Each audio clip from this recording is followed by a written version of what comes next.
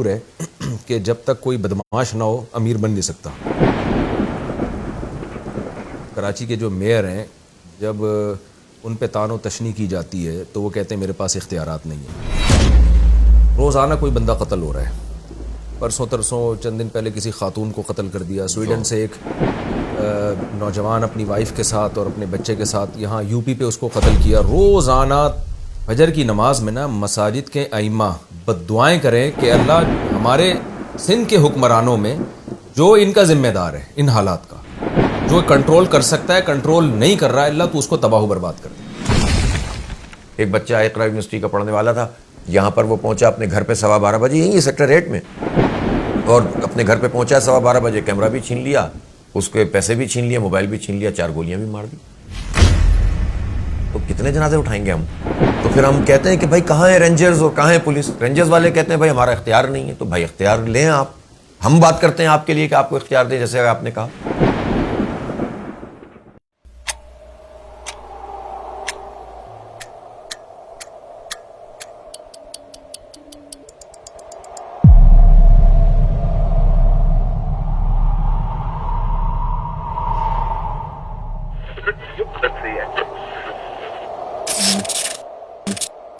مفتی طارق مسعود pod cost.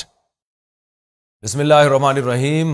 Karachi کے حالات آپ سب کو معلوم ہے, روزانہ قتل و غارت. میرے بیانات میں اکثر آپ سنتے رہتے ہیں گٹروں سے ڈھکن غائب ہیں, ڈھکن فری گٹر, کچرا اور کباڑ خانہ اور موبائل اسنیچنگ, اور ہمارے جو تعلیمی نظام ہے اسکولوں میں کالجوں میں, یہاں تک ہے کہ میں جب کسی بچے سے ملتا ہوں اسکول میں تو پوچھتا ہوں آپ کون سی کلاس میں نہیں پڑھ رہے.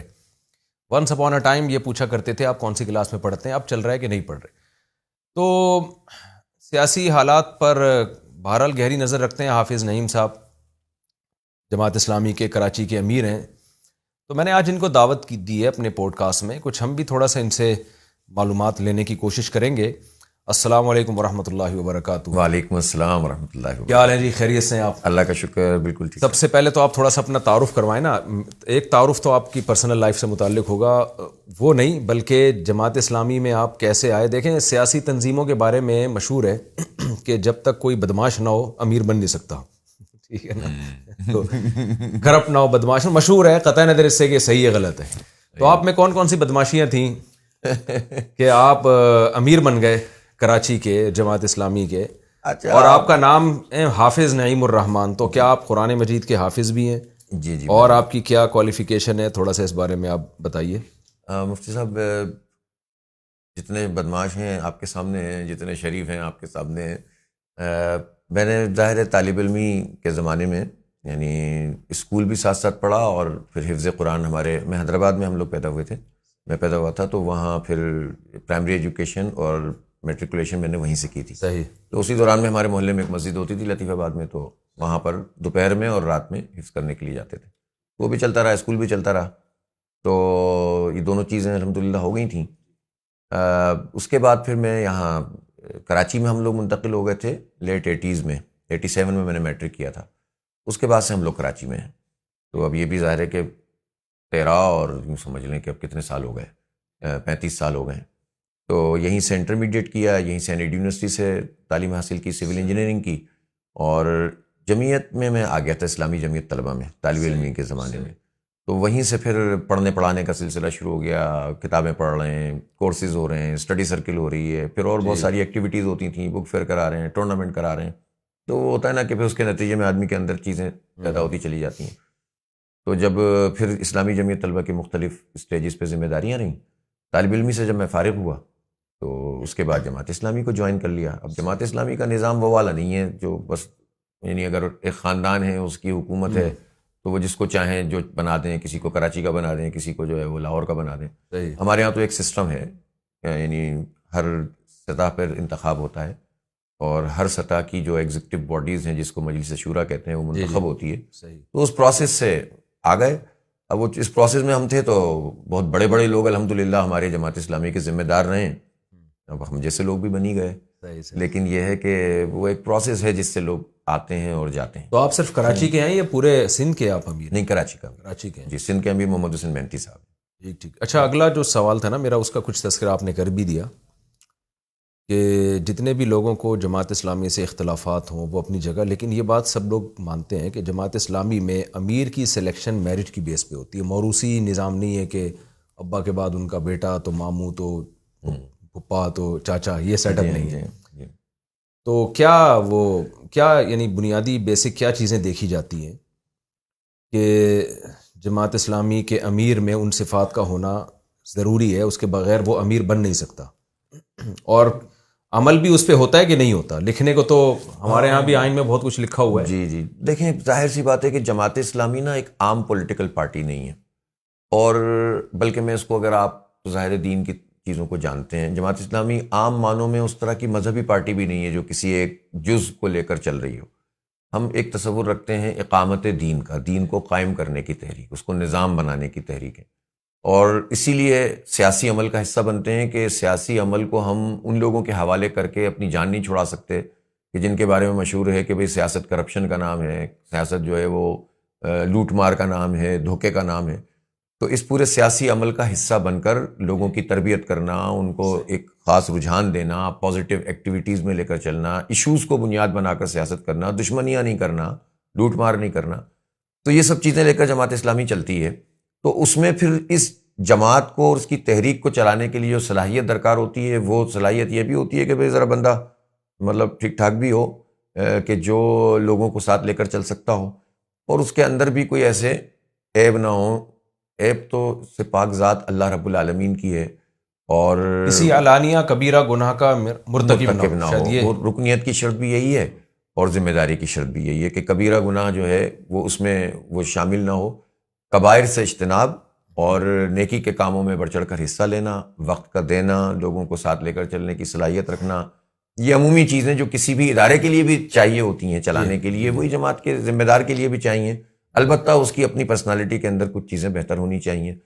اب بات یہ ہے کہ ظاہر ہے جب ہم اپنے جیسے لوگوں کو دیکھتے ہیں تو بہت کمی کوتاہی محسوس ہوتی ہے، لیکن ہم نے اپنے جب بزرگوں کو دیکھا ہے تو ظاہر ہے ہمیں لگتا ہے کہ بہت بڑے لیول کے لوگ ہیں، سید ابو العالی مودودی رحمۃ اللہ علیہ، میاں طفیل محمد، قاضی حسین احمد، سید منور حسن، اور اب ماشاء اللہ سراج الحق صاحب بھی، تو یہ اتنے بڑے لوگ ہیں۔ پھر ان کے ساتھ پروفیسر ابوالغفور احمد صاحب جیسے لوگ، اور بھی جتنے ہمارے بزرگ ہیں، اکابرین ہیں، تو اس لیے ان کو دیکھ کر تو ہم اپنے آپ کو بہت ہی ہلکا محسوس کرتے ہیں، لیکن بہرحال بنا دیا ہے تو چلا رہے ہیں۔ اچھا، ایک سوال میرا یہ تھا کہ ظاہر ہے ہم بھی بچپن سے ادھر کراچی میں ہی ہیں، اور جماعت اسلامی کے ساتھ بھی تھوڑا بہت اٹھنا بیٹھنا، ان کے دروس میں شرکت، تبلیغی جماعت، میں ہوں تو جامعۃ الرشید کا اور درس نظامی، تو آپ کو پتہ ہے کہ علماء کا مولانا مودودی سے ایک جنگ رہی ہے، اختلاف رہا ہے، وہ قطع نظر اس سے کہ اب وہ صحیح تھا، اس پہ میں کیا بحث کروں کہ اس میں مولانا مودودی کی غلطی تھی یا کس کی تھی، وہ بحثوں کو اچھالنے کا کوئی فائدہ نہیں ہے۔ لیکن جو میرا ایک تجزیہ ہے کہ قاضی حسین احمد رحمہ اللہ تعالیٰ کے جماعت اسلامی میں امیر بننے کے بعد شخصیت پرستی کچھ کم ہوئی ہے جماعت اسلامی میں۔ یعنی ہم دیکھتے تھے کہ قاضی حسین احمد سے پہلے جو جماعت اسلامی کے لوگ ہیں، مولانا مودودی سے بات شروع ہوتی تھی، مولانا مودودی پہ ختم ہوتی تھی، یعنی قال اللہ قال الرسول۔ مجھے ایسا لگتا ہے کہ ایک طرف اور ہر جگہ انہی کا لٹریچر، انہی کی تعلیمات۔ تو قاضی حسین احمد صاحب رحمہ اللہ نے آ کے یہ کیا، انہوں نے کہا بھائی جماعت اسلامی کسی شخصیت کو پروموٹ کرنے کے لیے یا ان کے نظریات کے پرچار کے لیے نہیں ہے، صحیح، بلکہ ان کا ہدف جو مولانا مودودی کا ہدف تھا وہ اصل میں اسلام تھا، قطع نظر اس سے کہ ان کے کیا نظریات تھے، کیا عقیدے تھے۔ تو آپ کیا سمجھتے ہیں، میرا یہ مشاہدہ ٹھیک ہے کہ قاضی حسین احمد کے آنے کے بعد پھر ہم نے دیکھا کہ جماعت اسلامی میں بہت سارے علماء نے بھی شمولیت کی ہے، اور تفسیریں مختلف پڑھائی جاتی رہی ہیں، حضرت مفتی تقی عثمانی صاحب کی، مفتی شفیع عثمانی صاحب کی، اور تھوڑا سا یہ چینجنگ آیا ہے۔ اچھا، آپ کہہ سکتے ہیں کچھ تھوڑا سا ہو سکتا ہے یہ بات لمبی ہو جائے، لیکن ہے بہت اہم آپ کا یہ سوال۔ بعض چیزیں پرسیپشن یا تاثر جو ہوتا ہے نا، وہ بعض اوقات حقیقت پر غالب آ جاتا ہے۔ یعنی قاضی حسین احمد صاحب نے، اس میں کوئی شک ہی نہیں ہے کہ علماء کرام کے درمیان ہم آہنگی پیدا کرنے میں، فرقہ واریت کو ختم کرنے میں، اور جماعت اسلامی کا علماء سے رابطہ کروانے میں ایک بڑا کلیدی کردار ادا کیا۔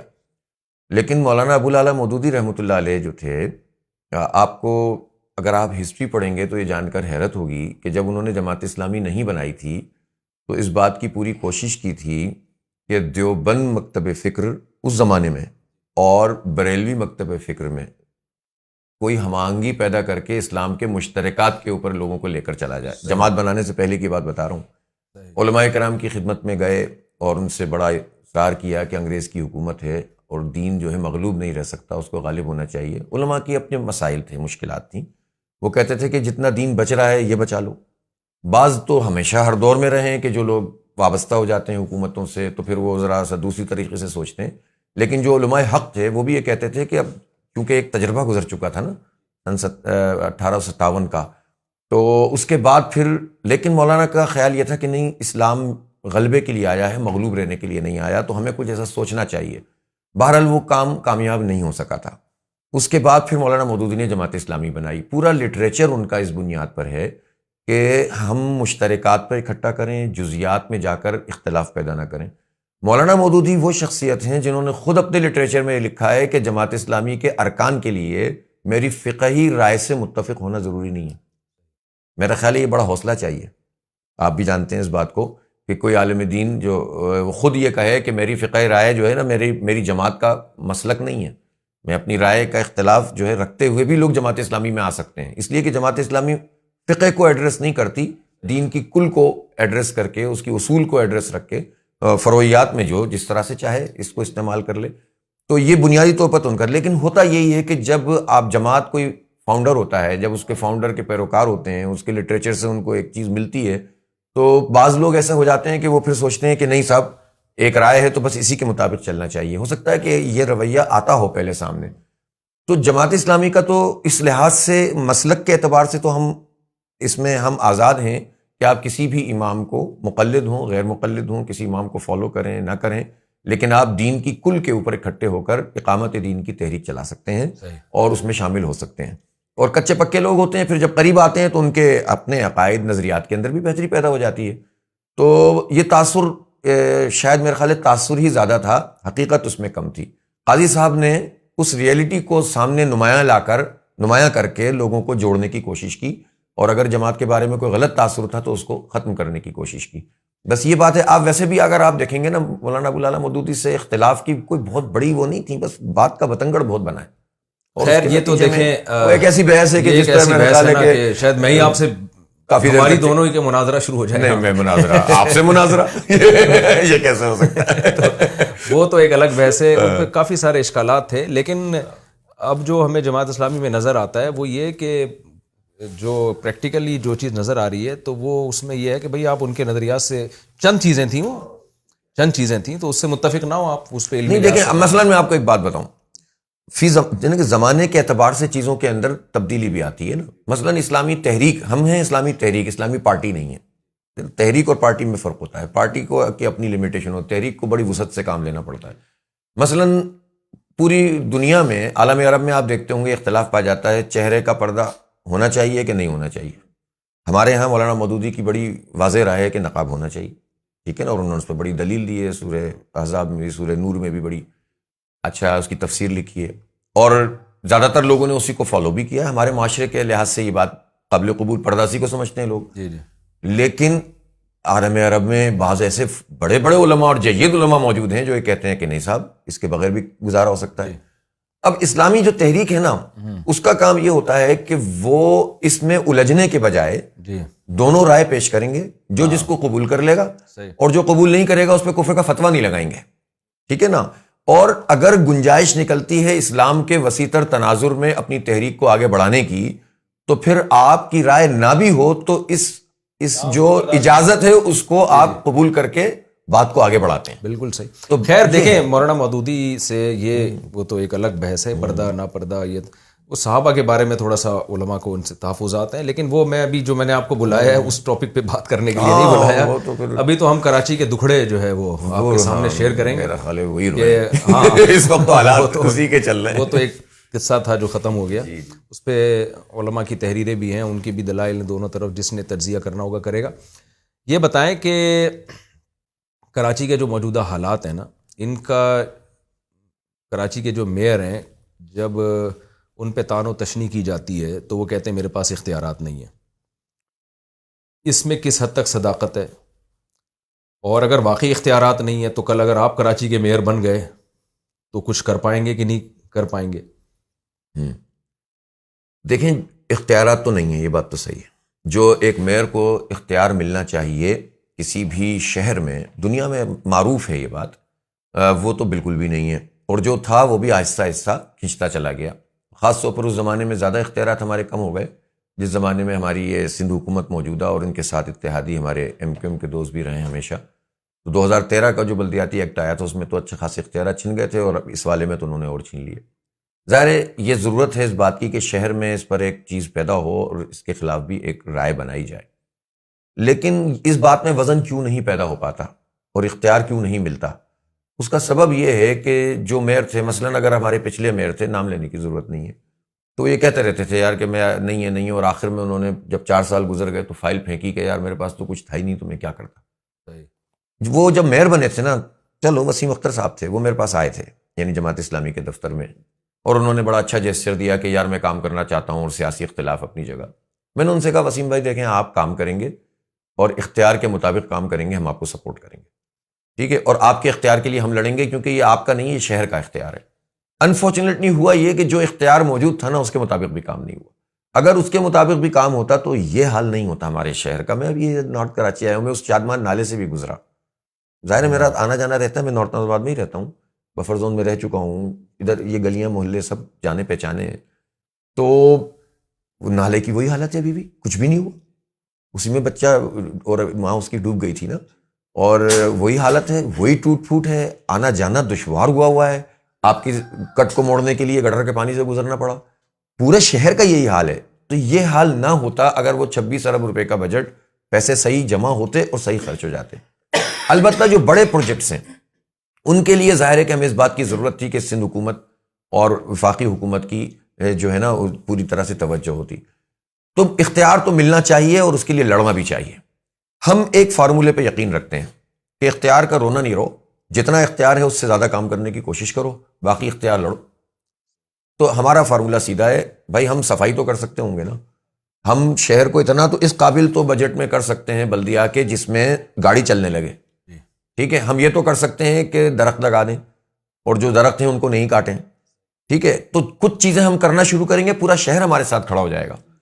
ہمیں اور دوسرے لوگوں میں فرق یہ ہوتا ہے کہ اللہ کا شکر ہے کہ جماعت کے بارے میں یہ تاثر بھی ہے اور ہماری پوری ٹیم ایسی ہے کہ بے ایمانی سے کام نہیں کریں گے، جو ہوگا وہی کریں گے، ٹھیک ہے. ہمارا کرمنل ریکارڈ نہیں ہوگا کہ ہمیں اپنی ریکارڈ کی وجہ سے ان لوگوں کی بات ماننی پڑے، ہم ہر وقت پریشان رہیں کہ کہیں ہم اندر تو نہیں ہو جائیں گے. بھائی ویسے آپ پولیٹیکلی ہمیں اندر کر دیں تو پولیٹیکل ورکر کے لیے اس سے بڑی کوئی چیز نہیں ہوتی کہ اس کو اس کے سیاسی عمل کے نتیجے میں اندر کر دیا جائے، اس سے تو اس کو بوسٹ ملتا ہے. لیکن کرمنل ریکارڈ ہو، 2 نمبری کرتے ہوں، کرپشن کرتے ہوں، اللہ کا شکر ہے جماعت اس سے پاک ہے. اور آپ کو یاد ہے جب نعمت اللہ خان صاحب اس شہر میں آئے تھے تو انہوں نے کتنی ایمانداری سے اور کتنی صلاحیت سے کام کیا تھا. تو میرا خیال یہ ہے کہ کراچی کے لوگ اگر ان کی اب رائے، آپ کو بھی اندازہ ہو رہا ہوگا، آپ بھی ظاہر عوام میں رہتے ہیں، نوجوانوں میں رہتے ہیں، تو آپ کو اندازہ ہو رہا ہوگا کہ اس وقت لوگوں کا اگر رجحان جماعت اسلامی کی طرف بڑا ہے اس شہر میں، تو اس کا سبب یہ ہے کہ اب لوگ چاہتے ہیں کہ یہ شہر تعمیر ہو دوبارہ سے. اچھا، میں ویسے اپنا جو مشاہدہ ہے نا، اور آپ کو انٹرویو میں بلانے کی ایک بڑی وجہ یہ بھی تھی جو میں نے مشاہدہ کیا، کیونکہ ہم تو اسی کراچی کے باسی ہیں. 4K چورنگی کا حال آپ کو پتہ ہے، کئی سال تک، یہاں تک کہ لوگوں نے میمز بنانا شروع کر دی. جی بالکل. ایک دفعہ وہ فیس بک پہ ایک پوسٹ چلی تھی کہ 4K چورنگی سے ایک تابوت دریافت ہوا ہے، اس میں ایک ممی ملی ہے اور اس پہ ایک لیٹر لکھا ہوا ہے کہ جب 4K چورنگی بن جائے تو مجھے اٹھا دینا. میرا گزرنا ہوتا تھا وہاں تو جماعت اسلامی ہی نظر آتی تھی ہمیں کہ بینر لگا رہے ہیں 4K چورنگی کو تعمیر کرو، احتجاج. اسی طرح یہ جو نالے والے بہہ رہے ہیں، یہاں ہمیں جماعت اسلامی کے بینر نظر آتے تھے. اور کراچی یونیورسٹی میں ابھی ایک لڑکے کا قتل ہوا تو اس پر آپ نے احتجاج ریکارڈ کروایا. کلندری چوک سے ہمارا گزرنا ہوتا تھا، وہاں کوئی نہ کوئی ایشو پہ ہمیں جماعت اسلامی کے لڑکے نظر آتے تھے. تو میں ساتھیوں سے کہتا تھا یار ٹھیک ہے، سیاسی نظریاتی اختلافات ہوتے ہیں اپنی جگہ، لیکن کوئی آواز اٹھانے والا ہمیں، یعنی جو ایک سیاسی تحریک جو متحرک نظر آ رہی ہے، وہ عملی میدان میں جماعت اسلامی نظر آ رہی کراچی کی حد تک. مجھے پورے ملک کا نہیں پتا کہ پورے ملک میں کیا ہو رہا ہے، میں تو کراچی کا ہوں، تو میں یہاں جو دیکھ رہا ہوں، تو ہمیں ایک نظر جو آ رہی ہے نا، وہ آواز اٹھانے والی ان مسائل پہ، پانی کا مسئلہ ہے تو اس پہ بینر بھی نظر آتے ہیں، لوگ بھی نظر آتے ہیں، جو احتجاج ہو سکتا ہے کر رہے ہوتے ہیں لوگ. کراچی ماضی آپ اٹھا کے دیکھ لیں، نعمت اللہ جو تھے انہوں نے کراچی کو ایک دلہن کی طرح سجا دیا تھا. اس کے بعد پھر مصطفیٰ کمال صاحب نے بھی ان پروجیکٹ کو مکمل کیا ہے، ان کو بھی میں بہرحال کریڈٹ دوں گا اس کا، انہوں نے بھی کراچی کے لیے کام کیا. بنیاد بہرحال نعمت اللہ نے، مولانا جو نعمت اللہ ایڈوکیٹ تھے انہوں نے رکھی، اللہ ان کی مغفرت فرمائے، ان کے درجات کو بلند کرے. تو یہ ماشاءاللہ ایک ایکٹیو نظر آتے ہیں آپ لوگ. تو کیا اگر آپ کے پاس حکومت آئی تو کیا صرف احتجاج کی حد تک ہی ہے یا کوئی آپ کے پاس پہلے سے پلان ہے اس کا؟ کچھ سیاسی لیڈروں سے میری ملاقات ہوئی نا تو وہ بھی رو رہے تھے کراچی کے حالات پر، تو میں نے ان سے پوچھا کہ آپ کے پاس ان حالات کو درست کرنے کا پلان کیا ہے؟ صحیح. آج آپ کو کے پاس حکومت آ جاتی ہے تو پہلے سے پلاننگ کیا ہے؟ صحیح. جو کراچی کا جو انفراسٹرکچر تباہ برباد ہو چکا ہے اس کو کیسے ٹھیک کریں؟ تو مجھے کوئی مزیدار جواب نہیں ملا. اچھا تو آپ بتائیں کہ دو باتیں. ایک تو آپ نے جو شروع میں فرمایا نا اس کا میں بتاؤں کہ دیکھیں، ایک تو جماعت اسلامی صرف آواز نہیں اٹھاتی. اچھا سوری، ایک اور میں کر رہا ہوں، ویلنٹائن ڈے بے حیائی جی جی جی کا دن، تو حیا ڈے جی بالکل مناتے بھی ہمیں ان کے مقابلے میں جی بالکل جماعت اسلامی کے لوگ نظر آ رہے ہیں کہ چلو کسی حد تک تو کھڑے ہیں نا اس کے خلاف. ادھر سے آواز اٹھتی ہے تو ادھر سے بھی اٹھتی ہے. تو کراچی کی بات کر رہا ہوں. صحیح. تو آپ اپنی دیکھیں، بات کو دو کنٹینیو باتیں. کریں کہ ایک بات تو کیسے یہ جب ہے، اگر آپ کے پاس کل حکومت آتی ہے تو ان حالات پہ کیسے کنٹرول کر سکتے ہیں آپ؟ ایک بات تو یہ دیکھیں نا آپ کہ اس وقت ہم ان تمام ایشوز کو ایڈریس کرتے ہیں جس کا آپ نے تذکرہ فرمایا. آواز بنتے ہیں، کوئی اور تو آواز اب اس طرح سے نظر ہی نہیں آتی لوگوں کو، لیکن اس کے ساتھ ساتھ کام بھی بہت کر رہے ہیں جو لوگوں کو ریلیف دلانے کا سبب بنتے ہیں. مثلا میں آپ کو ایک مثال دوں، بحریہ ٹاؤن میں جب یہ سب کچھ ہوا اور لوگوں نے انویسٹمنٹ کی، ہزاروں لوگ ایسے تھے جن کی زمینیں تھیں، جن کے پلاٹ لے لیے اور ان کو نہ زمین ملی نہ پلاٹ پیسے ملے واپس، اور اوپر سے جن کے پاس پلاٹ تھے تو ان سے لازمی کیا گیا کہ آپ پوزیشن فورس لیں اور اتنے پیسے دے دیں، 35% انہوں نے اضافی چارجز. یہ وہ ایک طوفان کھڑا ہوا. اب لوگ کسی پارٹی کے پاس جائیں تو آپ کو پتا ہے بھائی پر جلتے ہیں لوگوں کے ان جگہوں پہ. تو عدالتوں میں بھی اس طرح کا انصاف فوری نہیں ملتا. پھر اس کے بعد FIR کٹوانے جائیں کہ بھائی چیک باؤنس ہو گیا، ہم نے پیسے ریفنڈ کروائیں، تو FIR نہ کٹے. لوگ کہاں جائیں؟ لوگ ہمارے پاس آئے، ہم نے کہا اللہ کا نام لیتے ہیں. ہم اس سے پہلے ہمیں کہ الیکٹرک کے خلاف احتجاج کا اور جد و جہد کا تجربہ تھا، ہم نے اس پہ کام شروع کیا. بہرحال ان کی انتظامیہ نے ہم سے رابطہ کیا، انہوں نے یہ بھی کہا کہ بھئی آپ آ جائیں ہمارے پاس، ہم بیٹھ کر. ہم نے کہا نہیں صاحب، آپ مسئلہ حل کریں. وہ آئے، 3 مرتبہ ملک ریاض صاحب ادارہ نور حق آئے، ان کے ساتھ ہم نے ایگریمنٹ کیا، اربوں روپے ہم لوگوں کے واپس دلوا چکے ہیں الحمدللہ. اور یہ سلسلہ مسلسل جاری ہے، اور بغیر کوئی پتھر پھینکے، بغیر کوئی گولی چلائے، ایک عوامی رد عمل کو ظاہر کر کے. اور انہیں پتا تھا کہ جماعت اسلامی کو وہ نہیں خرید سکتے. اب میں وہ تفصیلات تو بتاؤں گا نہیں، وہ کیا کیا بولتے رہے کس کے بارے میں، اچھا نہیں لگتا، مجلس کی بات ہے. لیکن جماعت اسلامی کو ان کو پتا تھا کہ اس کی قیمت نہیں لگ سکتی. تو اللہ تعالیٰ نے ہمیں یہ توفیق دی، ہم نے لوگوں کے اربوں ڈوبے ہوئے پیسے واپس دلوا دیے. ایک مثال، شناختی کارڈ کے دفتروں میں کم از کم 3 طبقات یا کہہ لیں کہ قومیں ایسی تھی جن کے ساتھ بہت برا سلوک ہوتا ہے. ایک پختون، ایک بنگلہ بولنے والے، اور ایک بہاری ہمارے، جو انہوں نے 2 ہجرتیں کی. کیونکہ ظاہر ہے وہ 70s کے بعد یہاں پر آئے تھے، تو کبھی یہ ابا کا لے آؤ، کبھی دادا کا سرٹیفکیٹ لے آؤ، کبھی 58 کا لے آؤ، کبھی 71 کا لے آؤ. تذلیل کرتے تھے. صحیح. اور دیکھیں نا، اتنی بڑی طاقت رہی باقی پارٹیوں کی یہاں پر، لیکن کسی نے اس مسئلے کو ایڈریس نہیں کیا. ہم نے کہا بھائی ہم اس کے خلاف آواز اٹھائیں گے. پختونوں نے، بنگالی، بہاری، ان کے ظاہر ہے کہ اختلاف تھے. اس کے باوجود کیا ہوا؟ اس کے باوجود یہ ہوا کہ ہم نے ایک دفعہ سب کو جمع کیا. میں نے کہا دیکھو بھائی یہ نہیں چلے گا، سب کو مل کر جد و جہد کرنی پڑے گی. تم نے کہا بھائی یہ نہیں چلے گا، سب کو مل کر جد و جہد کرنی پڑے گی. سب کو اکٹھا کیا، سب تیار ہو گئے، جد و جہد شروع کی. SOP بدلوا دی. 80% لوگوں کا جو مسئلہ تھا نا حل ہو گیا. یعنی یہ میں ذمہ داری سے کہہ سکتا ہوں کہ 20-25 لاکھ لوگ ایسے تھے جن کے شناختی کارڈ بننے میں مشکلات پیش آ رہی تھی. کم از کم ہماری جد و جہد سے ہو گیا. ہم نے چیئرمین نادرا کو بلا لیا، اور چیئرمین نادرا نے آ کر لائن میں کھڑے ہو کر دیکھا کہ کیا ہو رہا ہے لوگوں کے ساتھ، اور اس طرح کر کے یہ مسئلہ ریزالو ہو گیا. کہ الیکٹرک کے خلاف تو کوئی بات ہی نہیں کرتا تھا، ساری پارٹیوں کا انہوں نے حساب کتاب بنایا ہوا تھا. ابھی بھی یہی چل رہا ہے. لیکن ہم ایک ہی پارٹی ہیں جو نیپرا میں بھی جاتی ہے، عدالت میں بھی گئے، سڑکوں پہ بیٹھے. اب آپ نے محسوس کیا ہوگا کہ فیول ایڈجسٹمنٹ چارجز کے جو پیسے لگ کر آ رہے تھے جب سے ہم نے کیس کیا ہوا ہے پچھلے 3 مہینے سے، تو انہوں نے نیگیٹو میں جا رہا ہے. تو کچھ نہ کچھ کرنے سے فرق پڑتا ہے. تو ہم لوگوں کے مسئلے حل بھی کر رہے ہیں. پھر ابھی آپ نے دیکھا ہوگا بچوں اور بچیوں کا ہم نے بنو قابل کے نام سے ایک IT کا پروگرام شروع کیا. یعنی آئی ٹی اسکل ایسی چیز ہے کہ جابس تو ویسے ہی نہیں ہے یہاں بچوں کے لیے, ہمارے لڑکوں کے لیے تو جابس نہیں ہے نا بھائی یہاں کراچی میں. لیکن چلیں یار, اب صرف آواز اٹھانے سے بھی کچھ نہیں ہوتا. ہم نے کہا بھائی ان کے رجسٹریشن کرتے ہیں, لاکھوں کی تعداد میں رجسٹریشن ہوئی, ان کے کورس کیے, ٹیسٹ لیا, انٹرویوز ہوئے. اب اسی ایک ہفتے میں ان کی کلاسز 10,000 بچوں کا بیچ شروع کر رہے ہیں. 6 مہینے کا کورس ہے. جیسے ہی انشاءاللہ کورس ختم ہوگا ان کو, اور جابس کا بھی پہلے سے ارینجمنٹ کر رہے ہیں, جاب اویلیبل ہیں, اور یہ ہمارے 10,000 بچے بچیاں جاب پہ لگ جائیں گے. اور بچیوں کے لیے فری لانسنگ بھی ہے کہ گھر بیٹھے کام کریں آپ. تو یہ ہم عملاً یہ کام کر رہے ہیں, ہسپتال چلا رہے ہیں, کلینکس چلا رہے ہیں, پانی کے پلانٹ چلا رہے ہیں, یوٹیلیٹی سروسز دے رہے ہیں, میت گاڑیاں چلا رہے ہیں, اسکول چلا رہے ہیں. عثمان ویسے پبلک میں اسکول. اپنا تجربہ تھوڑا لوگوں سے شیئر کروں. میں نے ایک بیان میں بھی یہ بات کہی تھی کہ جماعت اسلامی نے اگر 100 شعبوں میں کام کیا ہے, اچھا اس کو بڑا نیگیٹو لیا تھا لوگوں نے. میں نے کہا تھا 99 شعبوں میں کامیابی سے ان کو نبھایا ہے. جیسے ٹرسٹ ہیں, ہاسپٹل ہیں, عثمان پبلک اسکول کی ساری دنیا تعریف کرتی ہے. تو میں نے اس میں کہا تھا کہ ایک چیز میں جماعت اسلامی ناکام ہے, سیاست. اس کا مطلب یہ تھا کہ عوامی پذیرائی نہیں ہے. تو اس کی آپ کیا وجہ ہے؟ یعنی اگر آپ دیکھتے ہیں نا کام, الخدمت ہاسپٹل ہے, تو سب فائدہ اٹھاتے ہیں, ہم بھی اٹھاتے ہیں, فائدہ اٹھاتے رہے ایک بہت عرصے تک.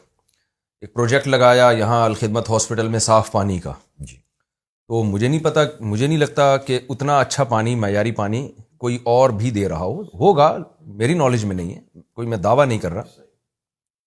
تو ہم میں سے ہر ایک کی کوشش ہوتی ہے بھائی وہاں سے جا کے پانی لے کر آؤ. جاپان کے ساتھ دو اشتراک خدمت میں ہے. تو اور اس طرح کے جتنے پروجیکٹ ہیں, تعلیمی ہے, میں نے عثمان پبلک اسکول کا تذکرہ کیا. آپ کیا سمجھتے ہیں کہ اتنی مینجمنٹ کے بعد بھی اور میرٹ کی بیس پہ انتخاب ہو رہا ہے جی, اس میں یہ بھی دیکھا جا رہا ہے جی جماعت کی نماز کی یہ پابندی کرتے ہیں نہیں کرتے, رزلٹ وہ کیوں نہیں آ رہے ہیں جو آنے چاہیے؟ اچھا لمبا سوال ہے یہ بھی ظاہر ہے, لیکن اس میں یہ ہے کہ ماضی میں اس شہر میں نا بڑا جبر کی کیفیت بھی رہی ہے. یہ میں مانتا ہوں کہ لیٹ 80s میں اور ارلی 90s میں جب ایم کیو ایم آئی تھی تو وہ بہت بڑا ایک طوفان تھا, عوامی سطح کا طوفان تھا. اور لوگوں نے یہ سمجھا تھا کہ چونکہ محرومیاں تو اس نظام میں موجود ہیں نا, عادلانہ نظام اگر اسلام کا ہو تو پھر مہاجر کو پٹھان سے کیا مسئلہ اور پٹھان کو پنجابی سے کیا مسئلہ. تو چونکہ جو طبقہ ہے وہ یہ چاہتا ہی ہے کہ ہم آپس میں تقسیم رہیں, تو وہ محرومیاں پیدا کرتے ہیں. ان محرومیوں کو آواز دینے کے لیے کچھ لوگ کھڑے ہوتے ہیں اور وہ بھی انہی کے مقاصد کو پورا کر دیتے ہیں. تو یہاں محرومیاں تھیں اور اس کو اجاگر کیا اور لوگوں نے سمجھا نجات دہندہ ہمیں مل گئے اور ہمارے مسائل حل ہو جائیں گے. لیکن 4-6 سال کے بعد ہی پتہ چلا کہ نہیں, وہ مسائل تو ہمارے اور خراب ہو گئے. ہماری تو تعلیم بھی ہم سے چلی گئی, ہماری تہذیب بھی ہم سے چلی گئی, وغیرہ وغیرہ. پھر کمبل سے آپ جان چھڑانا چاہتے تھے اور کمبل آپ کو نہیں چھوڑتا تھا. صحیح ہے نا. اور ہوا یہ کہ پھر جو ہماری مقتدر قوتیں تھیں ان قوتوں نے ان کو سپورٹ بھی کیا. جب یہ ڈوبنے لگے ان کو اٹھانے لگے, جب یہ ڈوبنے لگے ان کو اٹھانے لگے. وہ شاید مینجمنٹ کرنا چاہتے تھے ان کے ذریعے سے اور کرتے رہے. اب میں سمجھتا ہوں کہ پچھلے 4-5 سال میں جو اوپننگ پیدا ہوئی, شہر کے حالات کچھ بہتر ہوئے, کچھ بھتہ خوری ختم ہوئی, کوئی ٹارگٹ کلنگ کم ہوئی, پولیٹیکل بنیادوں پہ جو مار دیے جاتے تھے, اس سے شہر کھلا تو ہمیں اسپیس ملا. ہم تو کام کر رہے تھے, ہم نے تو بڑی لاشیں اٹھائیں. یعنی دیکھیں ان سب علاقوں سے ساری پارٹیاں بوریا بستر لپیٹ کے چلی گئیں. بڑی بڑی پارٹیاں جو جمہوریت کی چیمپئن بنتی ہیں وہ نہیں مقابلہ کرتے تھے, ہم کرتے تھے. کوئی چاہے ہمیں لوگ قبول کریں یا نہ کریں, ہم نے میدان میں موجود رہے. اب تو باقی سب آ گئے نا, جب اچھے وقت آتے ہیں تو سب آ جاتے ہیں. بہرحال ہم نے مقابلہ کیا. اب پہلی مرتبہ ہمیں یہ احساس ہوتا ہے کہ ہماری اس چیز کو قبولیت مل رہی ہے, ہمارے ان ایشوز پہ جس پہ ہم بات کرتے ہیں اس کو قبولیت مل رہی ہے. اس کو جانچنے کا طریقہ یا تو الیکشن ہے یا سائنٹیفک بنیاد پر پبلک اوپینین کے پولز ہوتے ہیں. تو اب غیر جانبدار حلقوں نے, ہم نے نہیں, غیر جانبدار لوگوں نے جو پبلک اوپینین کے پول کروائے, تو آپ نے دیکھا ہوگا کہ 51% لوگ ایسے تھے جنہوں نے کہا کہ جماعت اسلامی کا معیار آنا چاہیے. نام دیے تھے انہوں نے, میرا دیا, دوسروں کا دیا, تیسرے کا دیا, ہر پارٹی کا ایک بندہ دیا تھا. تو 51% لوگ کراچی کے یہ کہتے ہیں. اور یہ چیز جو ہے وہ جولائی میں بھی ہوئی, پھر اس کے بعد اکتوبر میں بھی ہوئی, اور اب اللہ کا شکر ہے کہ لوگوں کی ایک رائے ہے, اسی لیے تو الیکشن آگے بڑھتا چلا جا رہا ہے. تو پذیرائی اب ہے. کراچی میں تو میں ظاہر جس طرح آپ کراچی میں رہتے ہیں اس طرح میں بھی کراچی میں رہتا ہوں, تو یہاں تو مجھے فیل ہوتا ہے. اب آپ کی جو یہ دوسری, آپ نے بڑی اہم سوال کیا تھا کہ بھائی دوسرے لوگ آپ کو وہ پلان نہیں دے پاتے. دیکھیں ہمیں یہ بتانے کی ضرورت نہیں ہے کہ ہم کیا کریں گے, ہم تو کر چکے ہیں. ہم نے تو ڈیلیور کیا, ہم نے شہر کو صاف کیا, ہم نے گرین بیلٹس بنائی, ہم نے سڑکیں بنائی, ہم نے کالج 32 کالج بنائے نعمت اللہ خان صاحب نے. ٹھیک ہے نا. اچھا کے ایم سی کے, اچھا اختیار والی بات آ گئی. چلو 4000 اسکول ہمارے تحت نہیں ہے, کے ایم سی کے 800 اسکول تو آئیں گے. جب ہم کامیابی کے ساتھ عثمان پبلک اسکول کے 50-52 کیمپس چلا سکتے ہیں، پھر ارقم پبلک اسکول بھی ہماری ایک چین ہے، گرین فلیگ اسکول ہماری چین ہے، جبکہ حکومت میں ہم نہیں ہیں، اس کے وسائل ہمارے پاس نہیں ہیں، تو جب کے ایم سی کے 800 اسکول ہمارے پاس آئیں گے تو ہمارے پاس وہ ٹیم موجود ہے جو انشاءاللہ ان کو اپ گریڈ کرے گی۔ دیکھیں مجھے دکھ ہوتا ہے کہ جو سرکار کے اسکول ہوتے ہیں اس میں بچے داخل نہیں کرواتے اپنے بچوں لوگ، اور اس کی وجہ یہ کہ وہاں تعلیم نہیں ہوتی۔ تو پہلے تو صرف حکومت کے لوگ نہیں کراتے تھے، اب تو کوئی بھی نہیں کرانا چاہتا ہے، ان کو معلوم ہے کہ وہاں بچہ جا کے کیا کرے گا۔ ہمارا خواب بھی یہ ہے اور کر کے دکھائیں گے انشاءاللہ، یہ تو ہم کر دیں گے اپنے جو بھی اختیار ہوگا اس میں، کہ ان 800-900 اسکولوں کو تو ایسا اسکول بنائیں گے کہ مڈل کلاس کا ہر آدمی یا اپر مڈل کلاس کا آدمی بھی اس بنیاد پر فیصلہ نہیں کرے گا کہ اسکول میں پڑھانا ہے نہیں پڑھانا، کہ تعلیم نہیں ہوتی، بلکہ لائن لگائے گا انشاءاللہ جس طرح عثمان پبلک اسکول میں لائن لگتی ہے، اور انشاءاللہ میرٹ کی بنیاد پر اور اس کی کوالٹی کی بنیاد پر تعلیم ہوگی اور فری آف کاسٹ ہوگی انشاءاللہ۔ یہ ہم کریں گے، یہ ہمارا بالکل ول ہے اور ہم کر کے دکھائیں گے انشاءاللہ۔ اچھا یہ بتائیے کہ کراچی میں نا اس وقت 2 مسائل بہت ہی بڑے ہیں، ایک ٹارگٹ کلنگ، بلکہ ٹارگٹ کلنگ سے تو تعبیر نہیں کریں گے، ڈکیتیاں جو موبائل اسنیچنگ ہے، جو اسٹریٹ کرائمز ہیں۔ مجھے تو 2-3 دفعہ خیال ہوا کہ اب جیسے سرجانی ٹاؤن میں روزانہ کوئی بندہ قتل ہو رہا ہے، پرسوں ترسوں چند دن پہلے کسی خاتون کو قتل کر دیا، سویڈن سے ایک نوجوان اپنی وائف کے ساتھ اور اپنے بچے کے ساتھ یہاں یو پی پہ اس کو قتل کیا، روزانہ ہے، کچھ تو کیسز آ ہی نہیں رہے سامنے نا۔ تو مجھے دل چاہ رہا تھا کہ میں کسی ایسی لاش پہ کھڑا ہو کر ایک لوگوں سے یہ کہوں کہ بھائی آپ قنوت نازلہ کا اہتمام کرو، فجر کی نماز میں نا مساجد کے ائمہ بد دعائیں کریں کہ اللہ ہمارے سندھ کے حکمرانوں میں جو ان کا ذمہ دار ہے ان حالات کا، جو کنٹرول کر سکتا ہے کنٹرول نہیں کر رہا ہے، اللہ تو اس کو تباہ و برباد کر دے، کیونکہ اس سے بڑی قنوت نازلہ کا موقع کیا ہوگا؟ اب دیکھیں نا ایک ینگ لڑکا اپنی وائف کے ساتھ بچے کے ہوتے موجودگی میں جب باپ کی لاش تڑپ رہی ہو تو کیا عالم ہوگا نا اس کا۔ تو نیند اڑ جاتی ہے جب ایسی، کل گھر والوں نے مجھے بتایا کہ خاتون کو چند دن پہلے جو ہے نا قتل ہوا، میں نے وہ ویڈیو نہیں دیکھی، مجھے پتا تھا میری رات کی نیند اڑ جائے گی، تو میں نے کہا بھائی ابھی نہیں دکھاؤ، صبح دیکھیں گے اس کو کیا ہوا ہے۔ تو میرا تو دل چاہ رہا تھا کہ میں ایک چینل پہ جو ہے نا ایک ویڈیو اپلوڈ کروں، میں کہوں کہ بھائی یہ جو سندھ کے جو حکمران کسی کا نام لیے بغیر جو ان حالات کے ذمہ دار ہیں، اے اللہ تو ان کو تباہ و برباد کر دے۔ اب یہ اتنی بد دعا تو بنتی ہے قنوت نازلہ فجر میں، یہ تو سب سے بڑا ٹارگٹ کلنگ مسئلہ ہے۔ آپ کیا سمجھتے ہیں کہ آپ کی رائے میں ان کا ذمہ دار کون ہے؟ کل اگر آپ کے پاس حکومت آتی ہے، دیکھیں رینجرز کو اختیارات دیے گئے تھے چند سال پہلے، رینجرز نے بالکل کلیننگ کر دی تھی کراچی میں، یعنی ہم نے بچپن سے امن نہیں دیکھا تھا کراچی میں، اس کے بعد ہمیں امن دیکھنا ملا تھا۔ تو آپ کیا سمجھتے ہیں رینجرز کو اختیارات دینے سے یہ مسئلہ حل ہوگا؟ کراچی کو الگ صوبہ بنانے سے مسئلہ حل ہو جائے گا؟ یا کیا اس کے لیے کیا پالیسی ہونی چاہیے؟ عوام دیکھیں جمہوری طرز حکومت میں نا جو ایک بڑا ایک منفی ایک پہلو ہے اس کا، یہی نہیں پتہ چلتا ان کے ذمہ دار ہے کون۔ جی جیسے ابھی آپ نے بتایا نا کہ اب میئر سے اگر آپ بات کرتے ہوں کہ میرے پاس اختیارات نہیں ہیں، تو یا تو کوئی ایسی کتاب ہو جس میں ہمیں بچپن سے پڑھائی جائے کہ گٹر کے ڈھکنوں کا اختیارات فلاں کے پاس ہے، گلی کے صفائی کے اختیارات فلاں کے پاس ہے، اور موبائل اسنیچنگ روکنے کا اختیار فلاں کے پاس ہے، تاکہ ہم جائیں ان کے گھر کے باہر پوری قوم کو لے جا کے بٹھا دیں ہم۔ تو ہمیں یہی نہیں پتہ چلتا کہ ان حالات کا ذمہ دار کون ہے۔ میری بھی ملاقاتیں ہوتی ہیں پیپلز پارٹی سے بھی اور مسلم لیگ سے بھی، جب بھی کسی سے بات کرو بھائی کون ذمہ دار ہے، تو وہ کہتے ہیں ہمیں تو اختیارات ہی نہیں ہیں۔ تو آپ کا تجربہ کیا کہتا ہے اور آپ کی نالج کیا کہتی ہے؟ بھائی دیکھیں حکومت جو کر رہا ہو اور جس کے نظام میں لا اینڈ آرڈر کو برقرار رکھنا اس کی ذمہ داری ہو، تو یہ کہہ کر تو حکومت جان نہیں چھڑا سکتی کہ ہم نہیں کر سکتے، یہ مسئلہ ہے وہ مسئلہ ہے۔ قنوت نازلہ تو بنتی ہے، سیدھی بات ہے، لیکن جد و جہد بھی بنتی ہے اور صحیح راستے کا انتخاب بھی بنتا ہے، کیونکہ ظاہر اللہ تعالیٰ بھی اس وقت ہی دعائیں سنتا ہے جب بندہ فضائے بدر پیدا کر فرشتے تیری نصرت کو اتر سکتے ہیں گردوں سے قطار اندر قطار اب بھی، کہ جب آپ اپنی ہر ممکن کوشش کریں اور پھر اللہ تعالیٰ سے آگے گڑ گڑائیں تو اللہ تعالیٰ پھر فریادیں سنتا ہے، دعائیں تو ورنہ جمع بھی ہو جاتی ہیں۔ بات یہ ہے کہ سندھ حکومت براہ راست ذمہ دار ہے، 15 سال سے برسر اقتدار ہے، 15 سال سے برسر اقتدار ہے۔ ہمارے ہاں لا انفورسنگ ایجنسیز، ایک پولیس ہے، ایک رینجرز ہے جو براہ راست یہاں پر موجود ہیں۔ پولیس میں ریفارمز ہونی چاہیے تھیں، پولیس کے سپاہیوں کو اپ گریڈ کرنا چاہیے تھا، ان کی تنخواہیں بہتر بنانی چاہیے تھیں، میرٹ کی بنیاد پر ان کی تقرری ہونی چاہیے تھی، نہ لسانی بنیاد پر، نہ سیاسی بنیاد پر، نہ شہر کی بنیاد پر. ہاں جس شہر کی پولیس ہو اس میں 80% مقامی لوگ ہونے چاہیے. مقامی کا مطلب یہ نہیں ہوتا کہ آپ مہاجر ہیں یا آپ سندھی ہیں یا بلوچ ہیں. مقامی کا مطلب ہے کہ جو پرماننٹ ریزیڈنٹ ہے کسی شہر کا، جو قانون آپ ہی کا بنایا ہوا ہے اس کے مطابق، اس کا مستقل پتہ ہے، وہ ریزیڈنٹ ہے یہاں کا. 80% افسران اور اہلکار آپ وہاں سے لیں اور باقی 20% کہیں سے بھی لیں. ملک ہے، سب کا ہے. لیکن جب الٹا کام ہوگا تو وہ پولیس اہلکار بھی اور پولیس افسران کا اسٹیک ہی نہیں ہوگا. جس کا اسٹیک اس شہر میں نہیں ہوگا وہ اس کو اس طرح آن نہیں کرے گا. نیچرل بات ہے. تو جو جہاں کا پکا رہائشی ہو، کوئی زبان بولنے والا ہو، اس کو فوقیت ملنی چاہیے، میرٹ پر آنا چاہیے. تیسری بات یہ ہے اس میں کہ رینجرز کو اب ان حالات میں جو اس وقت لاشیں گر رہی ہیں تو اختیارات کیوں نہیں دیتے؟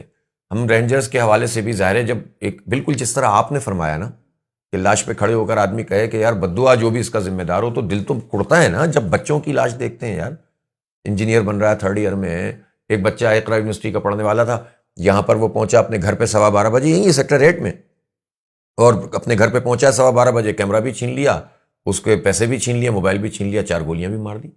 تو کتنے جنازے اٹھائیں گے ہم؟ تو پھر ہم کہتے ہیں کہ بھائی کہاں ہے رینجرز اور کہاں ہے پولیس؟ رینجرز والے کہتے ہیں بھائی ہمارا اختیار نہیں ہے. تو بھائی اختیار لیں آپ. ہم بات کرتے ہیں آپ کے لیے کہ آپ کو اختیار دیں، جیسے آپ نے کہا. تو حکومت کا کام ہے انہیں اختیار دے. جب اتنا بڑا بجٹ موجود ہے تو اختیار بھی دیا جائے. تیسری بات یہ ہے کہ جب یہ نیشنل ایکشن پلان بنا تھا، آپ کو یاد ہوگا کہ بھائی دہشت گردی ہے، فلاں ہے، یہ ہے، وہ ہے. اس نیشنل ایکشن پلان میں 2 چیزیں تھیں. ایک تو کراچی اس کا بڑا اہم ترین سبجیکٹ تھا، پوائنٹ تھا. اس کے مطابق بہت ساری میٹنگز ہوئیں. اس میں 2 چیزیں طے ہوئیں، ایک کائنیٹک ایکشن اور ایک نان کائنیٹک ایکشن کہلایا. کائنیٹک ایکشن یہ تھا کہ مجرموں کو پکڑو، قبضہ کرو، یہ منشیات کا اڈلہ چل رہا ہے اس کو پکڑو، کاروائی کرو. ٹھیک ہے. نان کائنیٹک یہ تھا کہ بھائی ملازمتیں دو، سڑکیں بناؤ، لوگوں کو تعلیم دو، روزگار دو. اب 8 سال گزرنے کے بعد سندھ حکومت ہی نہیں، وفاقی حکومت بھی، اور جو نیشنل ایکشن پلان کے ذمہ دار تھے، چاہے ہمارے مقتدر طبقے کیوں نہ ہوں، یہ ان کی بھی تو ذمہ داری ہے نا کہ بھائی پھر آپ ریویو کریں نا کہ آپ نے کتنی ملازمت دی ہے کراچی کے لوگوں کو، آپ نے کتنے تعلیمی ادارے آباد کیے ہیں. جو کالج ہیں وہ ویران ہیں، جو کوچنگ سینٹر ہیں اس میں پڑھ کے بچے تعلیم حاصل کر رہے ہیں. کوئی یونیورسٹیاں کتنی بنائی ہیں.